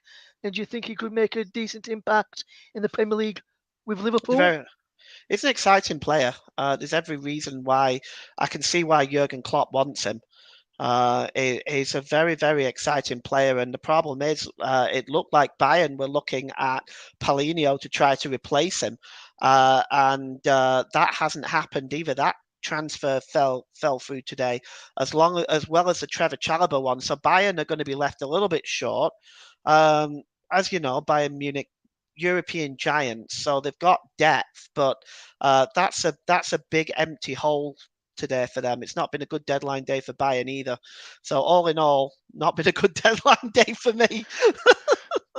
Yes, absolutely not, Paul. Absolutely not, with especially news like that. And we're now hearing that Omar Bella Kotchap, who is a German international, is now joined PSV Eindhoven. Deal is done and official now, we're being told. Loan deal until June. No buy option in that deal. We'll keep you bang up to date with that. And we're also told that Paris Saint-Germain have sealed the signing of Randal Kolo Muani from Eintracht Frankfurt for 95 million euros, with a contract until 2028, with everything being done and registered there. Now we'll go across and get some updates as well from Kieran and from Mike. But let's just go to Luke now, first of all. And Luke, been some deals potentially happening for Nottingham Forest. I know you spoke to Phil earlier about some of those deals. Last time we heard Origi was having a medical and hopefully to get out over the line. Andrew Amabamadele was travelling from Rotherham, where Norwich are playing against the Millers tomorrow to complete a move to Nottingham Forest. We understand Brennan Johnson has passed his medical at Tottenham, just waiting for official announcement from that deal to go through there. Look, with the business of Forest have done, I spoke briefly earlier, for those anyone who's not listened to that earlier on yet. What sort of, are you happy with the business that Nottingham Forest have done, and what's your new thoughts on the deals that could potentially happening on deadline day? Origi, Omobama Dele, and potentially Brennan Johnson leaving the football club as well. Well, with the amount of time that's now left, I'm getting very nervous with this Brennan Johnson deal. We just need to get it done because we've actually got a transfer that relies on Brennan Johnson's official announcement from Forest to Spurs. We need that deal to go through to be able to confirm Ibrahim Sangare from PSV to Forest. So that's been playing in my head all evening because we just leave it so late. With the Origi deal though, yeah, I'd say if that goes through, that's a brilliant addition. Again, we like to leave things very late with our deals, so no surprise that one's not done yet. Amadeli, I don't really know too much about him, but if he's another pacey defender, then yes, I'm all for it because so far the back line we've had has been incredibly slow.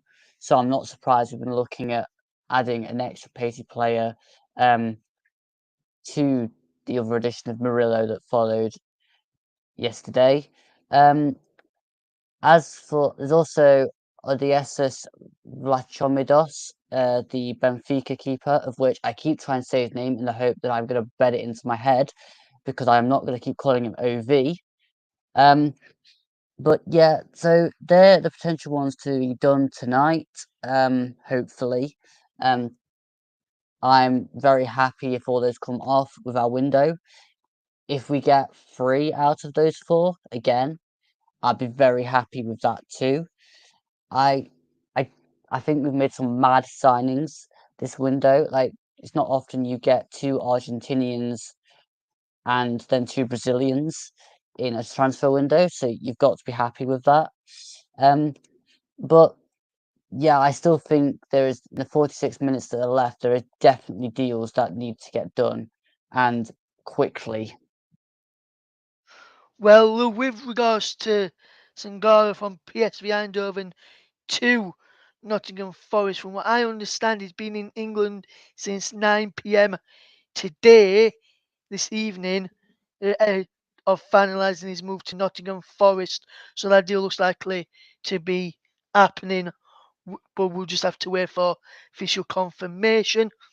We're hearing news earlier, we brought you news earlier that Luis Sinisterra was having a medical at Leeds from a move from Leeds to Bournemouth, but that deal looks like to have hit a bit of an issue. Bournemouth will also move past Ndaka, has also looked to have stalled as well and unlikely now to go through. And talks for Luis Sinisterra have hit issues as well.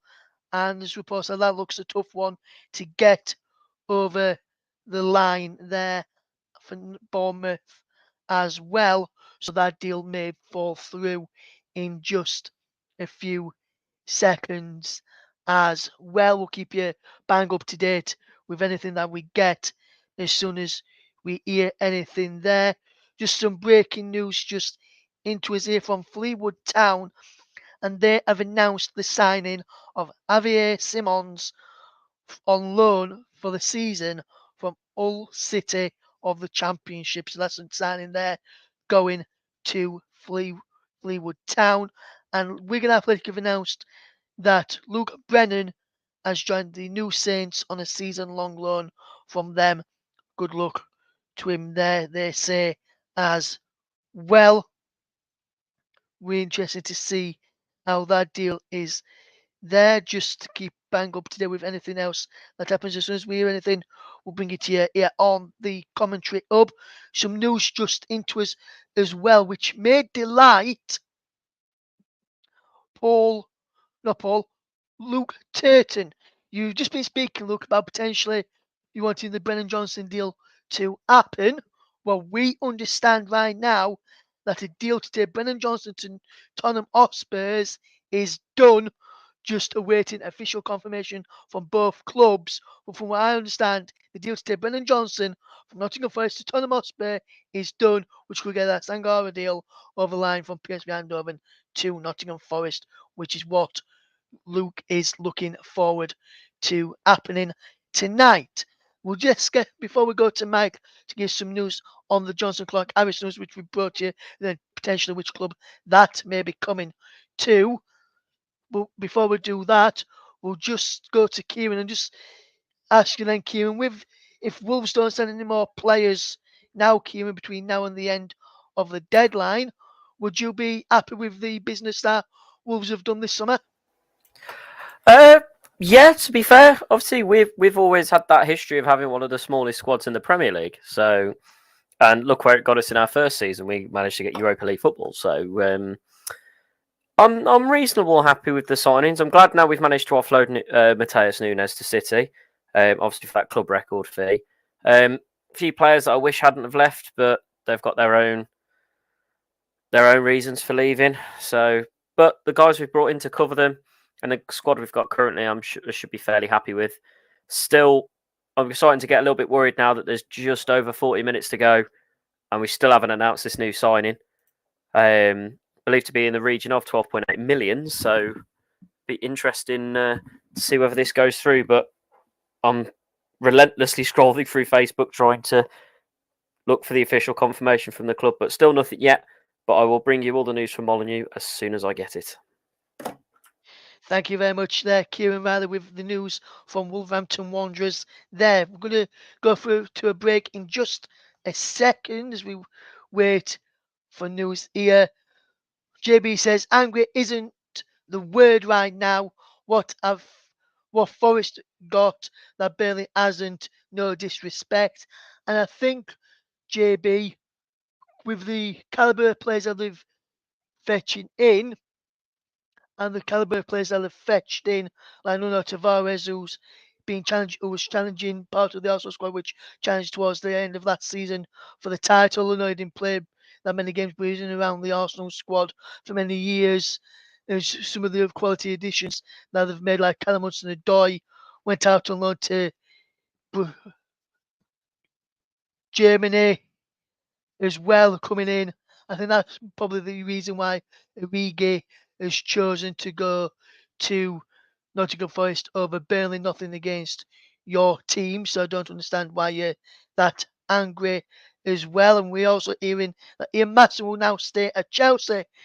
Burnley had agreed a deal for the 21-year-old that spent last season on loan at Turf Moor, but however, it appears he's decided to stay at Stamford Bridge. We'll keep you up to date with that news there. We'll just keep you bang up to date with all the information there. But Mike, you had some news regarding Johnson Clark Harris. You said potentially coming soon. What have you heard there, my friend? Yeah, so what I've heard is that Johnson Clark Harris is being looked at by 3 championship clubs. One of them being Norwich, one of them being Leeds, and one of them being Millwall. And that was announced around about 40 minutes ago. So when the news came out that Johnson Clark Harris was going to be available, those 3 clubs are now showing interest: Millwall, Norwich, and Leeds. And I know you said you want to go to a break in a minute, but obviously being a Leeds United fan yourself, Russ, if Johnson Clark Harris does sign for Leeds, say, if he picks Leeds out of those 3 teams there, is that a signing you'd be pleased with and you'd be happy with? I'd be happy with him, but I don't think we need another striker at this moment in time with the news. We're signing Joel Perreault there, and Jorginho Rutter's still been at the football club. Obviously, we've got Bamford. They're coming back from an injury, but I don't think we need him. And I don't see how the calibre of player that Johnson Clark Harris is, because obviously I've seen him when he was at Rotherham and followed his career after that. I'd fit into a Daniel Farke-based system. So I'm not sure he's someone that Leeds will need. And I don't think we need strengthening anymore in the forward positions. But we'll have to wait and see if that is the case. But we're going to go. Yeah, just briefly on that as well. I did also hear that Bristol Rovers were interested from League One, but when you've got 3 clubs from the Championship, I think they're going to take the priority if any of those actually come in with a stable offer, I think. So, just see what happens with that one. But Millwall, Leeds, Norwich and Bristol Rovers are all showing interest in Johnson Clark Harris from Peterborough at the moment. So let's just see if something gets done in the next 38 minutes or so. Yes, thank you very much there to Mike Ornament with that bit of information. JB still not happy, says that's rubbish. We needed Origi. Our existing strikers are not good enough. We'll get thoughts of Paul in just. We'll get thoughts of Paul briefly right now before we do go for that break. And Paul, do you agree with JB that your strikers at Burnley at the moment are not good enough for the Premier League and you needed Origi to bolster that attacking options? Oh, he's definitely correct about that. That we desperately needed somebody like Divock Origi. There's no doubt he's right about that. As for what Forest have that Burnley don't, I have to be honest. At the moment, Forest have a better team. They have more depth. They're more likely to survive. They're not going to be in relegation trouble this season than Nottingham Forest. So, and I understand that Vincent Kompany's a winner. He's a great manager. But at the moment, Burnley have a very young squad and they're struggling and they don't have what Nottingham Forest have. Nottingham Forest have a lot of in-depth in their squad right now and they've got a lot of quality and that's the difference. And I don't really blame Divock Origi for choosing Nottingham Forest over Burnley. I don't blame him for that at all. But JB is definitely right about the fact that we desperately needed somebody like Divock Origi. Thank you very much there, Paul. We're going to go for a break now, and then when we return, we're back with some more news here on this Transfer Deadline Day special. Don't go anywhere. You're listening to the Commentary Hub. Also listening to JB Sports, Storm FM, and Commentary Hub 2.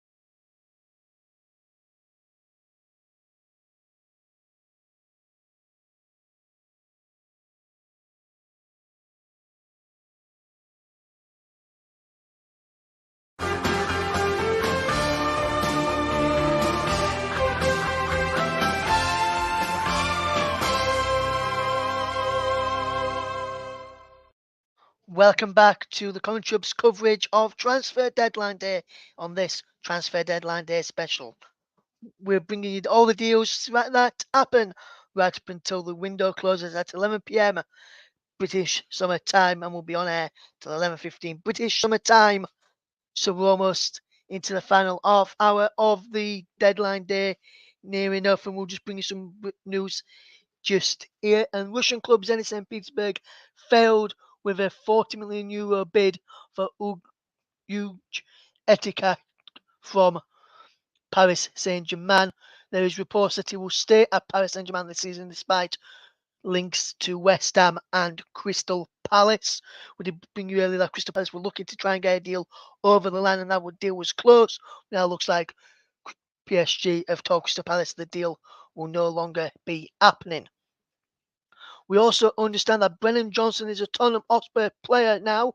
We're just awaiting official confirmation from the clubs there as we get ready for that. And we also understand that Bournemouth are working right until the deadline to try and get a deal for Leeds United winger Luis Sinisterra over the line. Sinisterra is currently having his Bournemouth medical, but there is some parts of the deal which need to be sorted before the deal is completed. We have just got, right now I can tell you, we have got 32 minutes left of deadline day, and we have got plenty of deals still to be confirmed, and we'll keep you right up to date with anything that happens here on the Commentary Hub throughout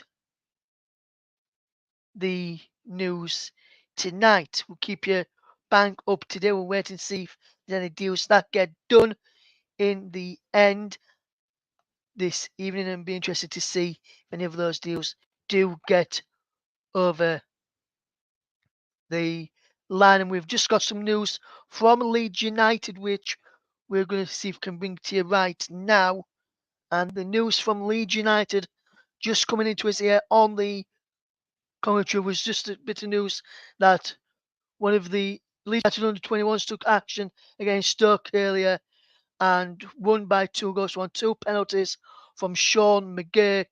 And Sean McGurk announced earlier, and everyone here in the commentary will like to send our condolences to Sean and his family after he confirmed earlier tonight that on Wednesday afternoon his uncle Ed had passed away. So our thoughts are with you, Sean, and we're sure those goals went out to him this evening, my friend. From everyone here with the commentary hub, our thoughts are with you, Sean. Keep your head up and keep smiling, my friend. You've got this. All the Leeds United family are behind you, my friend. So you've keep going, my friend. You've got all this, my friend, in the end. So let's have a look at some more deals very, very shortly. And yes, everyone here in the country loves deadline day, and unfortunately there'll be no Harry Potter gags this time around. Sorry, Paul. Hopefully everything is okay now as we get ready for deadline day to be wrapped up in the end tonight. Plenty of deals happening, and we've got some news in from Rotherham United. Just some breaking news in from Rotherham United, and Rotherham United have confirmed that striker Joshua Coyote has signed a new contract with the Millers. Coyote has put pen to paper on a 1-year deal at the Airfield New York Stadium and has now completed a season-long loan move to League One side Carlisle United. He had been of interest of Barnsley as well, but he's opted to go to Brunton Park, where he was back in 2020-2021 season, where he netted 8 times in 36 appearances for Carlisle on that occasion, and is now rejoined Carlisle United on loan. And we've just gained some news from Manchester United, news which we brought you a few moments ago, and it's confirmation that Manchester United have now signed Sofyan Amrabat on loan. That deal is being confirmed by Manchester United. We'll let you know the details. What they say there, Amrabat is done. Man United have confirmed it. Man United hold an option of buying for £21.4 million, and the loan fee is £8.5 million. and he is Man United's 7th signing and 4th on deadline day as well. So we'll keep you right up to date with everything that happens here, and we're hearing that Sambi Lokonga to Luton is a done deal. We'll keep you up to date with that. That's what we're being told, that Sambi Lokonga to Luton is done. We'll keep you updated with that. We have got some news in just a moment. We'll keep you bang up to date with everything that happens here on transfer deadline day. Less than half an hour, less than 30 minutes to go now, and we'll keep you right up to date with everything on deadline day. In Luton, I've announced that we've been told that they have signed Albert Sambi Lokonga on a season-long loan from Arsenal with a tremendous video. He was pictured earlier tonight at the Kenilworth Road. That deal is done. And Nottingham Forest have completed the signing of the goalkeeper, Vladis Vlachodimos, in the end. Now he has just signed for Nottingham Forest. And Luke, your initial reaction to that news that Nottingham Forest have a new goalkeeper? Yes, finally we've announced something. Yay.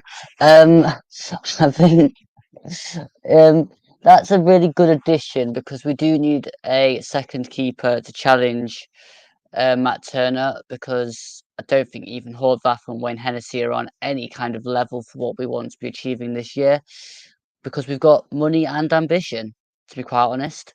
So, yeah, I think Vlachodimos is going to be somebody that's going to be very, very hard for commentators to pronounce and very intriguing to watch. Yes, absolutely, my friend. And he has signed a 4-year deal at the City ground on deadline day as well. We're just hearing some news that, and we've brought you that news regarding Albert Sambi Lokonga there for Luton Town. Kieran, we've just brought that news there. We'll just have a quick look here. West Bromwich Albion have just announced the signing of Pippa on loan from Ludogorets on a season-long loan. The defender used to play at Huddersfield Town in the end. It was a couple of seasons ago now. And we are hearing that Bella Kotchap, as we mentioned, has completed a move to PSV. We also understand that Don Ballard has joined Reading on a season-long loan from Southampton as well. And we're just awaiting news on Ross Stewart as well. And we've got an Arsenal fan on here who is just that Albert Sambi Lokonga has been loaned out to Luton Town. And Mike would like to give his thoughts on that loan deal. And Mike, what's your take on Albert Sambi Lokonga's loan to Luton Town? Do you think that's a good move for Luton and a good move for Albert? Yeah, absolutely. I think that's a fantastic move for Luton. Obviously, he's got experience of keeping Palace up in the Premier League last season. Obviously, that's Luton's aim is going to be to try and get safety this year. And obviously, he's got experience of doing that with Crystal Palace. Also, he's played Europa League football for Arsenal as well. And also, he's played league football and kind of impressed in the centre of the midfield when he's had the opportunity to do so. So I think that's a very good move for Luton. Obviously, he's played over in Belgium for Anderlecht as well. And yeah, I think that's a very good move for Luton, that one, to get Albert Sambi Lokonga in. And I think it's a signing that I think will do very well for him. Yes, and it could be a decent acquisition that for Luton, who's done really, really well, and be interested to see that. Coventry City have just put out a message saying that they are trying to do some business and told their fans to not go to bed just yet. We'll have to wait and see if they get any deals over the line there. And as news we brought to you earlier, Patson Daka to Bournemouth, that deal is officially off now. We've just received more official confirmation on that one in the end there. So, and be interesting to see how that one gets done. Waiting to see any more details.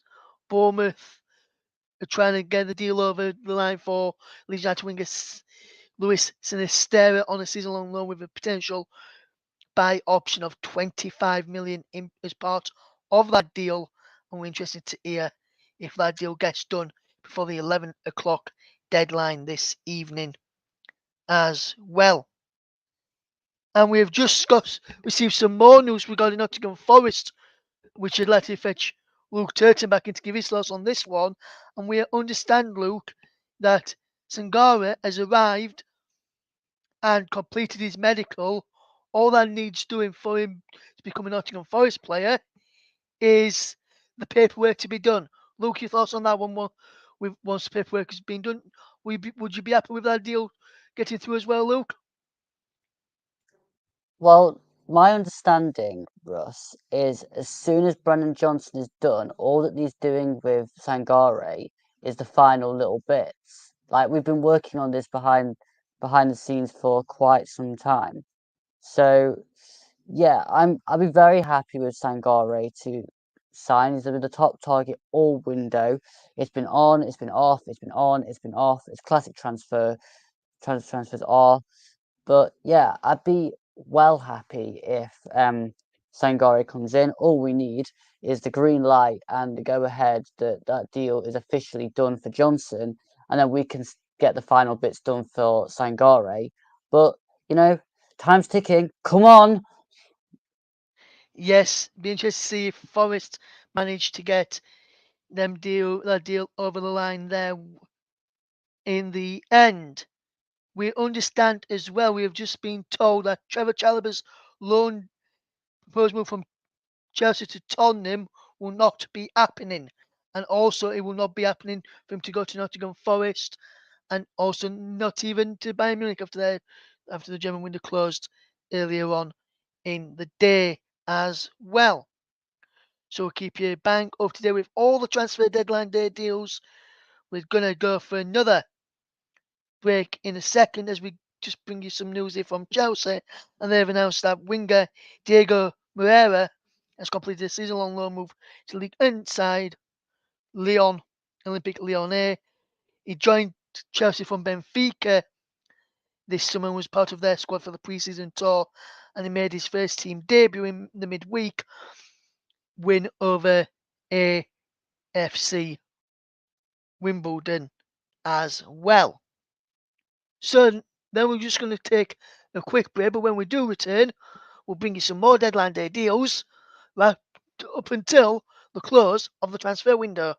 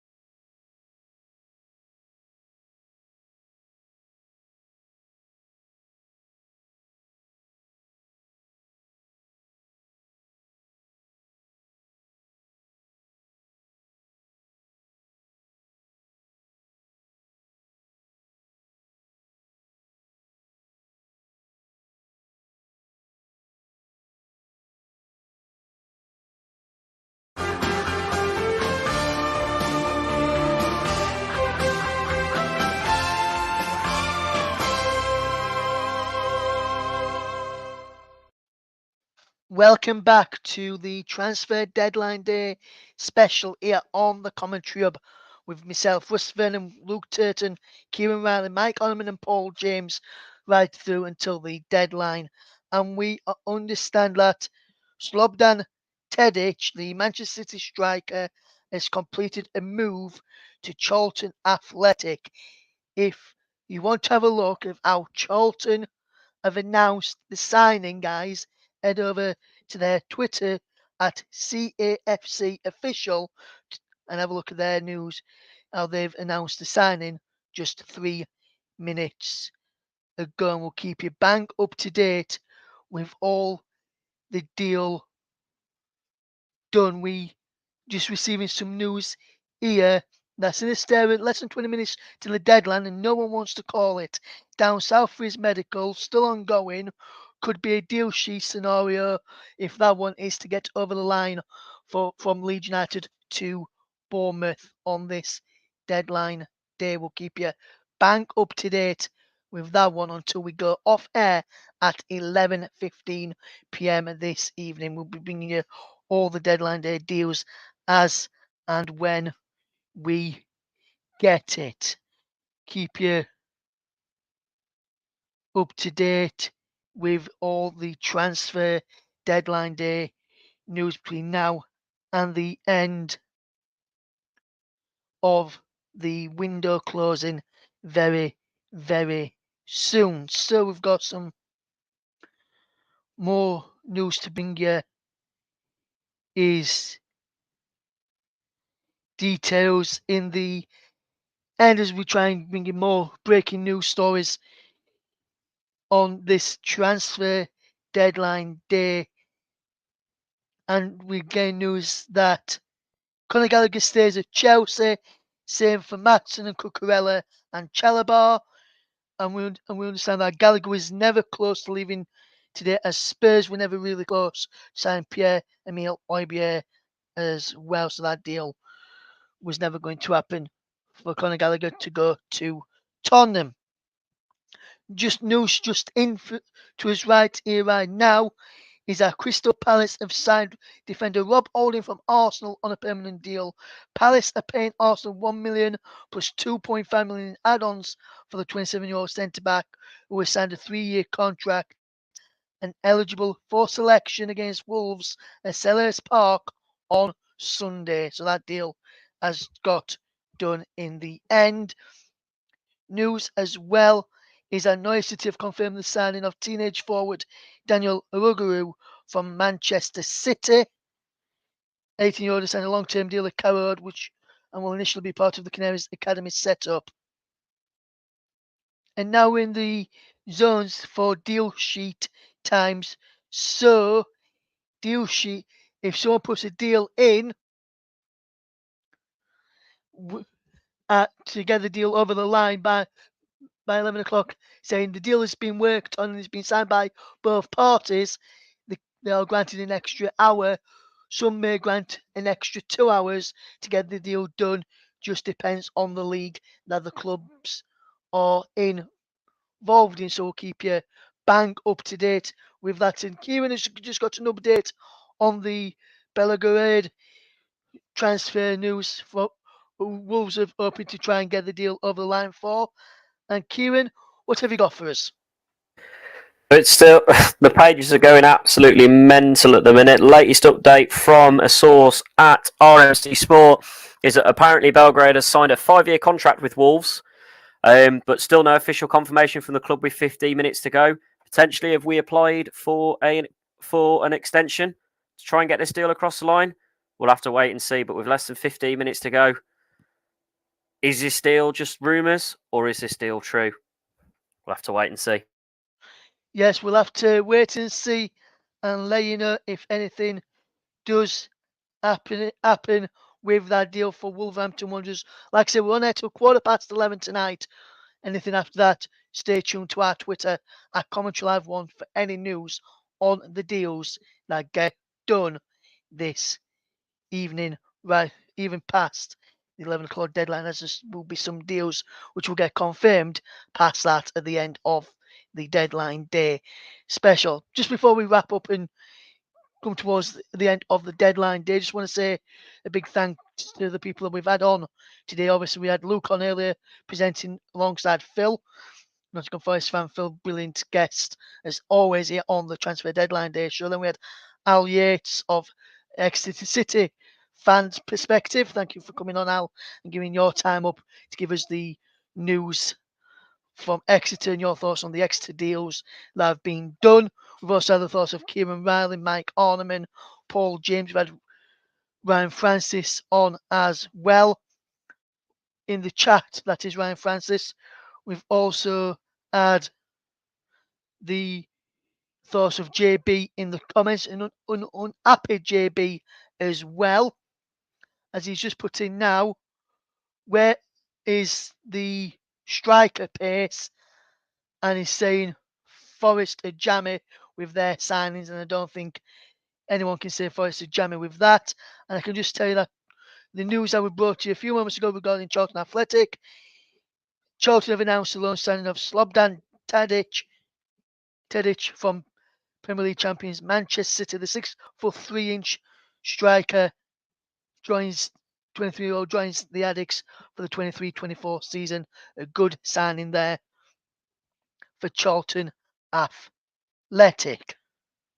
So we'll wait and see how that deal gets done in the end. We'll keep you bang up to date with that one in the end, as we're just trying to wait for more confirmation of any deals that get done in the end. We'll keep you bang up to date with all the deadline day deals as and when they get done in the end. So we'll keep you up to date with everything that happens between now and 11 o'clock, and we're just waiting for confirmation on the deals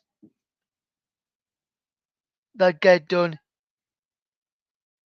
in the end. So we'll keep you up to date with everything there. We've just got some news from Barnsley, and their captain Liam Kitchen has joined Coventry City on a 4-year deal there as well. We'll just go around the guests now, and we'll start off with Paul first of all. And Paul, out of the clubs that have done business in the Premier League, which club do you feel has had a successful transfer window? Well, I think Nottingham Forest probably they've addressed most of the concerns that might have been affecting them during the transfer window, and adding the players that they've added, I think they've got a very strong team going forward. I think for them, they've got to be looking at, well, around about maybe 12th to 10th place, really. Yes, and we'll go to, since you mentioned Nottingham Forest there, we'll go to Luke Turton next. And Luke, if you want to say Forest, that is fine. But from your perspective, who do you think's had the best transfer window? Oh, well, I think Villa have got to be up there. I mean, signing Moussa Diaby, that's a brilliant signing. I mean, I loved him when he was over in the Bundesliga, so I'm going to champion Villa on this one and not pick Forest. I mean, it would be too easy to do that. But yeah, them, Newcastle, they've added some really good players as well. And I mean, Brighton getting Ansu Fati as well. They just manage it all the time, don't they? So you asked me for one, I've given you 3. Thank you very much there, Luke Turton. Next up, we'll go to Kieran Riley. And Kieran, who would you say is the best transfer window? Oof. The Saudi Pro League, I think, to be honest, mate. If we're going worldwide, I think they've signed pretty much half of the decent players that were left. Well, I say decent players. They've signed quite a substantial amount of players into the Saudi Pro League, but as respect from the UK, from the Premier League, I'm on about, Kieran. From the Premier League, ooh.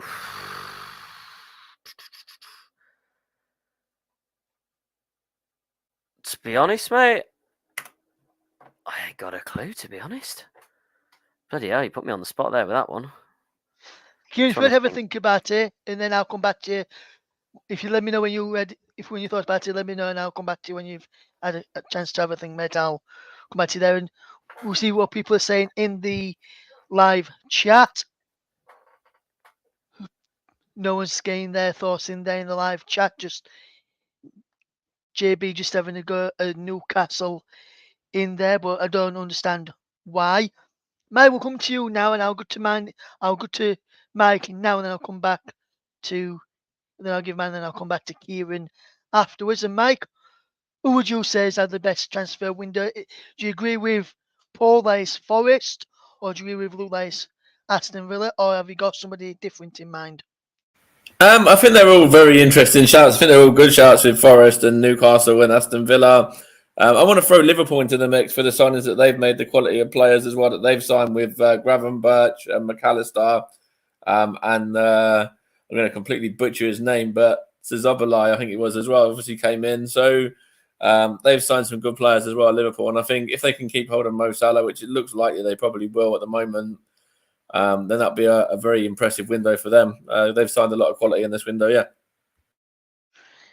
For me, you've all made some really good shouts, but I'm going to go for probably somebody which I don't think no one would have probably expected me to go Rush, for. you said Premier League, so you can't throw in Leeds. Sorry, mate. I'm not gonna go for Leeds. I'm gonna go for a different Premier League side from what you've all had to say, and I'm gonna go, Mike, and you'll probably be interested to hear me reasons why. But I'm gonna go for Arsenal. Where are you going with Tottenham? I thought you were going to say Tottenham.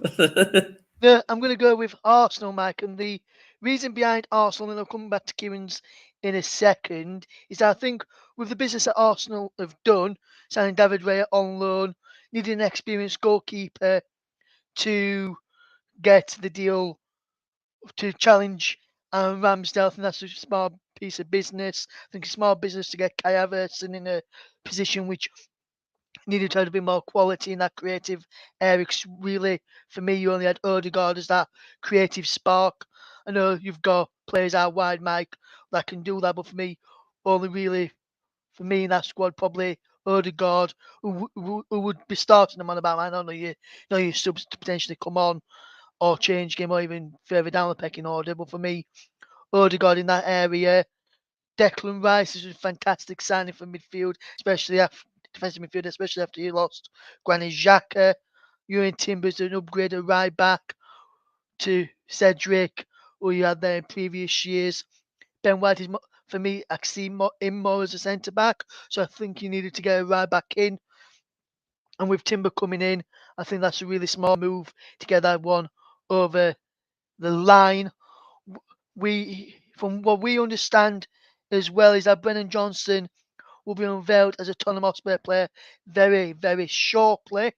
Just before we go to Kieran, Luke, you had a small update on Brennan Johnson you wanted to bring us.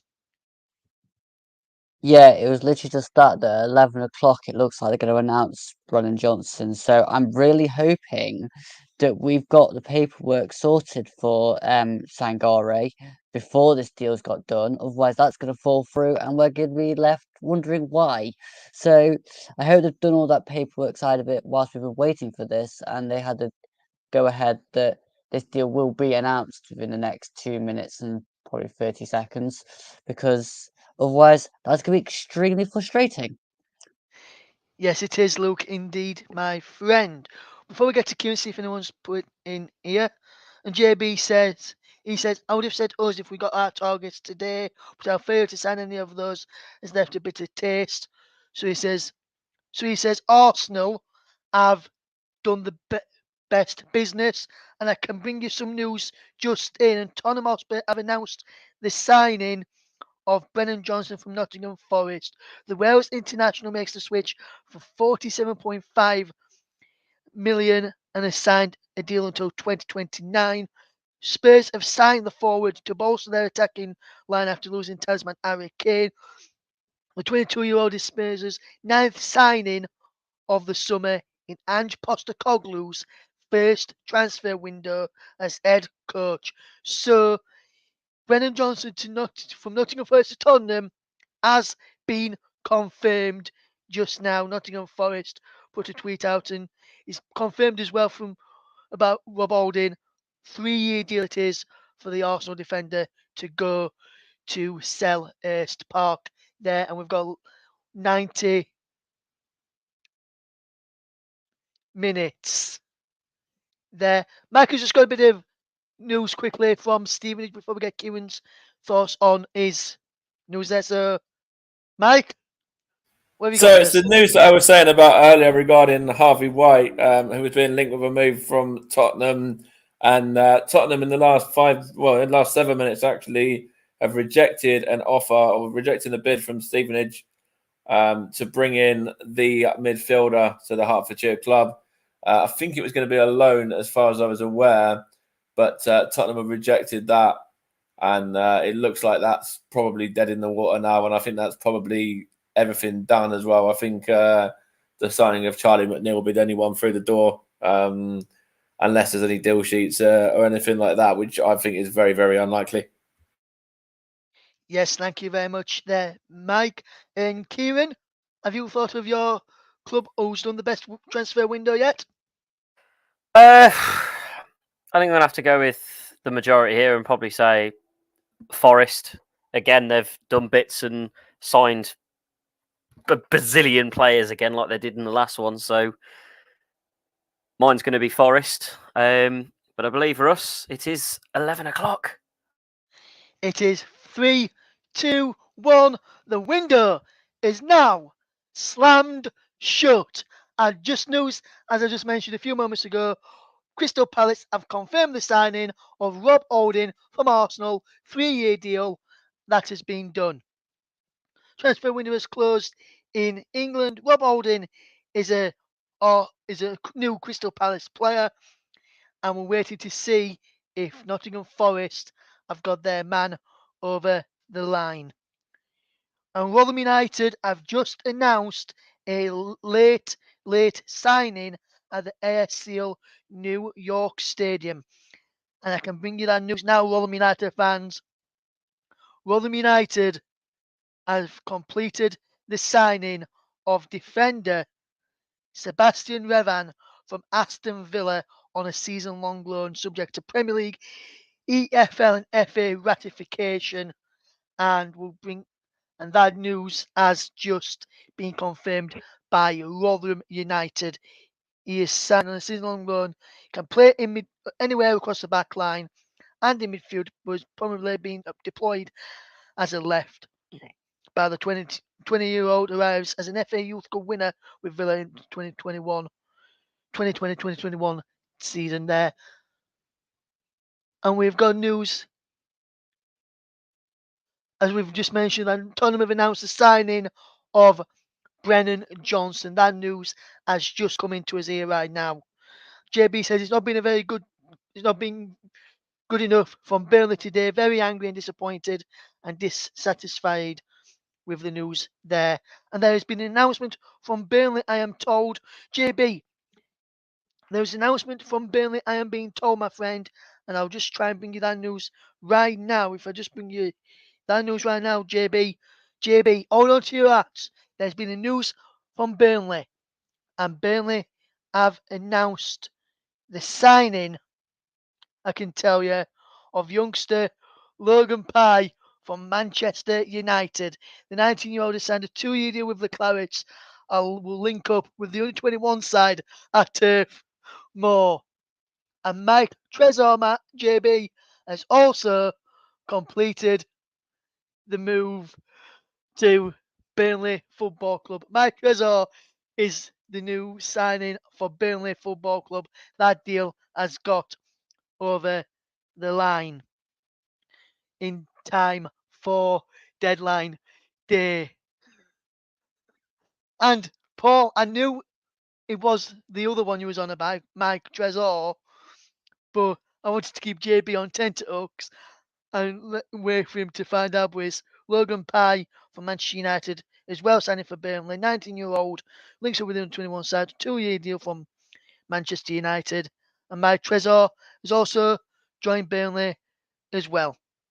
So news in from Burnley just there for you, JB and Paul. And Paul, the news of the signing of Mike Trezor, you said you wasn't sure because you've not seen him before, but yeah, now that news has gone over the line, are you happy with the Burnley's window has been what Burnley's window has been like? Well, I think it's one of them, isn't it? I still think they've got a lot of young players. I don't see where the goals are going to come from. So I honestly don't know. It's very, very. It remains to be seen. At the moment, I just don't see where the goals are coming from. We're conceding too many cheap goals. I'm very, very concerned at the moment, but that may well turn out to be a super signing. So I'm glad at least we've done something here. Yes, and we're just bringing some news in, and Getafe have signed Mason Greenwood on a season-long loan from Manchester United. And we're just awaiting news in here as well. Villagers Pub, well, that's the deadline. This is coming from the Leeds United end. Waiting for either end to confirm which way this has gone or is going. Deal sheet would allow more time for the Luis Sinisterra deal to be completed. We are just awaiting that confirmation news there. We are hearing there's been some breaking news from Wolves, but just before we do that, Paul, just want to say a big thank you for joining us today, my friend. Hopefully you've enjoyed your second appearance here on the Deadline Day show here on the commentary, my friend. Yeah, it was really good. Thanks for having me on. But I do have to go, unfortunately. But nice to see everybody. So hope you all have a wonderful evening and a great weekend. Yes, thanks, Paul, and we'll see you back on the channel on Sunday with Arsenal against Manchester United commentary, which you can hear, which will be alongside Luke for with myself again in the presenter's chair for that one. Join Paul for that one on Sundays. So until Sunday, Paul, have a good weekend, my friend, and we'll see you then. All right, you too. Bye-bye. Bye-bye, mate. So that's the news there. Now we're going to head over to Kieran. There's been news from Wolverhampton Wanderers, which is that one gone, Kieran? So just waiting for the official confirmation from Wolverhampton Wanderers themselves, but Strasbourg have now put out a post wishing Belgrade the best at Wolverhampton, confirming an agreement has been reached and the deal is going ahead. Just waiting for the official announcement from Wolves to confirm the signing, but Strasbourg already look like they've confirmed it from their end. So it looks like he is on his way to Molineux. Thank you very much, Kieran. We'll be back with more breaking news very, very shortly. And we're now going to bring in Mike Ornament to give his thoughts on Rob Holding leaving to go to Crystal Palace. Mike, over to you. Yeah, so I think that's a really good bit of business. I think Rob Holding was all the way down the pecking order at Arsenal. You know, he's competing with Ben White, William Saliba, Gabriel as well. Kivior was also another player that he was competing with for that centre-back position. So I think that it's a smart move to let Rob Holding leave and join up with Crystal Palace. I think they've got themselves a good player there. And a player I think will certainly improve them as well. So I think it's a good move for all parties there. Obviously, Rob Holding was at Arsenal for a number of years, was successful in winning the FA Cup with Arsenal, being a part of that team that won in the final against Chelsea, and was actually quite a good servant to the club. So obviously we thank him for all he did, and wish him well at Palace. And yeah, as I said, I think it's a very good move for him and for Palace there, who have got themselves centre back who's got quite a decent amount of experience at the level at the moment.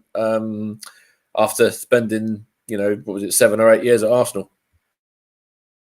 Yes, absolutely, Mike. And Sheffield Wednesday have announced the signing of Jeff Hendrick from Newcastle United on a season-long loan. Some more breaking news for us here now, and this is come from Burnley.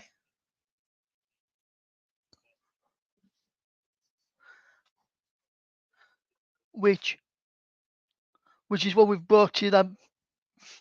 Mike Trezor has been confirmed at Burnley. So that deal has gone through. They're just awaiting a confirmation that deals, if any more deals are going to go through before we leave you at 11:15 this evening. We'll keep you up to date with anything that happens as and when we get that information there. We'll keep you up to date. Hopefully everyone has had a good show and enjoyed the stream today. Thank you to everyone that's joined us today. Just some news in here that Brentford have announced the signing of Ewan Morgan from Swansea City for a six-figure sum. Morgan rejected a new deal at Swansea and has now joined the Premier League side. So that's just, and we're getting some more breaking news in here from Crystal Palace. What have we got from Crystal Palace? Is the news about Rob Holding? And it is, guy, I've got one of the channels on in the background, and they're behind with us on deadline day, on the deadline day deals. So we'll keep you up to date with that, as in with more deals that we see, and keep you bang up to date with everything that has gone on today. So we'll keep you up to date with everything on this transfer deadline day. We're bang up to date, I think, at the moment in time. And we're waiting to see if any deals have been awaiting the deal sheet in just a second. We're just waiting news there. So Rob Holding has signed a 3-year deal, and he said he's excited to get started and get involved. Playing against Crystal Palace, the number of years I have seen the fans now intimidating Sellers Park can be, and how loud it can get. I'm looking forward to being on the right side of that this time around. And we've just received some news from Wolverhampton Wanderers, and Kieran Riley can bring us a breaking news story. Kieran. It is now official. Bellegarde has joined Wolverhampton Wanderers. Fee rumoured to be in around about £12.8 million on a 5-year deal. The quote from Wolves' social media is, "Nothing like leaving it, Nate." And then with a picture and a video of Bellegarde standing in his Wolves shirt. Welcome to Wolves, Bellegarde. Let's get this season started, and we'll be surely seeing him in action after the international break, which is coming up next week. Thank you very much there, Kieran Riley. And Mike has brought some news in that Brentford B have completed the signing of Ashley A. And he says that signing there, he is class. Ex-Baldock and Itching striker and nephew of former Stevenage striker Darren A as well. So that's a bit of news there for Brentford fans with their B. We're just hearing that there's a deal sheet gone in for the deal between Lewis Sinister to go to Bournemouth from Leeds. Just awaiting news there. Just that's what we understand right now. There's a deal sheet in to try and get the deal over the line. If that deal gets done before we break off at 11:15, we'll bring you that news there. But there's a deal sheet in, which means Bournemouth have got until it's normally either an hour or 2 hours. I think recently it's been 2 hours to get the deal done in the end for the deal to be completed. So we'll just have to wait and see if that deal gets done in the end. Luke has also received some news in the last few moments. So let's go see what Luke has offers. Luke. Yeah, Fabrizio Romano has put out about 3 minutes ago, Divock Origi and Ibrahim Sangare to Nottingham Forest, both expected to be completed in time. So let's see if that comes off. Thank you very much there, Luke. We'll keep you up to date if that does come off. So it'll be interesting to see if that is being complete, if that does get completed in time in the end. Interesting to see what happens there, if that has officially been completed for Nottingham Forest. And JB says he sincerely hopes not, which I don't think he can add his frustration even more if Forest do get Divock Origi over the line. We'll try and keep you up to date if anything breaks in the next couple of minutes or so. We're going to be wrapping up in just a minute. Thank you to everyone that's tuned in this evening. And Sheffield Wednesday might be sending another player in a moment or so, and he says Burnley should have got Origi. So we'll just wait there. And Mike is going to head off now. So Mike, thank you for joining us, my friend, and hopefully you've enjoyed being part of this Deadline Day special how you were last in January and last summer as well, my friend. Yeah, it's been good fun, Russ. Thank you for having me on. It's been a very quiet window on all fronts, really, in terms of signings for Stevenage and Arsenal. Arsenal getting none, and Stevenage just bringing in the one with that Charlie McNeil deal that was mentioned earlier on. But overall, as I said before, very impressed with both windows. I think Arsenal got a lot of quality that have been brought in. Kai Havertz, obviously one I didn't mention earlier as well, which you mentioned, was obviously brought in throughout this window. And I think he's going to be a quality player as well as the ones that I did mention. So, Arsenal and Stevenage both did their business pretty much, quite early on, really, and didn't leave anything last minute, which is quite nice. Yes, so thank you very much then to Mike Orneman, who has joined us again this time as well. Also, as we get ready to end the show now, big thank you to Luke Turton, who started the show and has stayed with us right through till the end of the show as well. So big thank you to you, Luke, as well, for your hard work at the beginning and your hard work towards the end as well, my friend. Hopefully you've enjoyed taking part in your second Deadline Day show on the Commentary Hub. Yeah, thank you, Russ. I appreciate it. I'm just really hoping these deals go through. Please.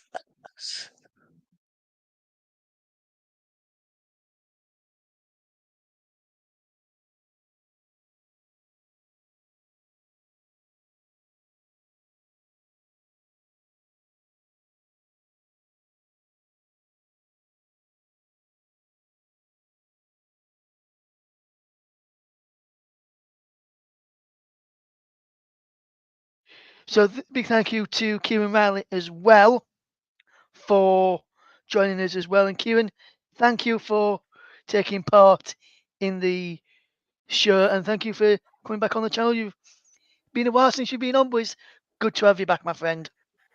Thank you, mate. It's been good to be back. I'm sure I'll be around again at some point in the future. Just got to get our paths lined up, and I'm thinking there might be a dramatic return of something, but we'll have to wait and see what happens with that one. But yeah, thanks for having me on, boys, and I'll see you soon. Some good deals on Deadline Day.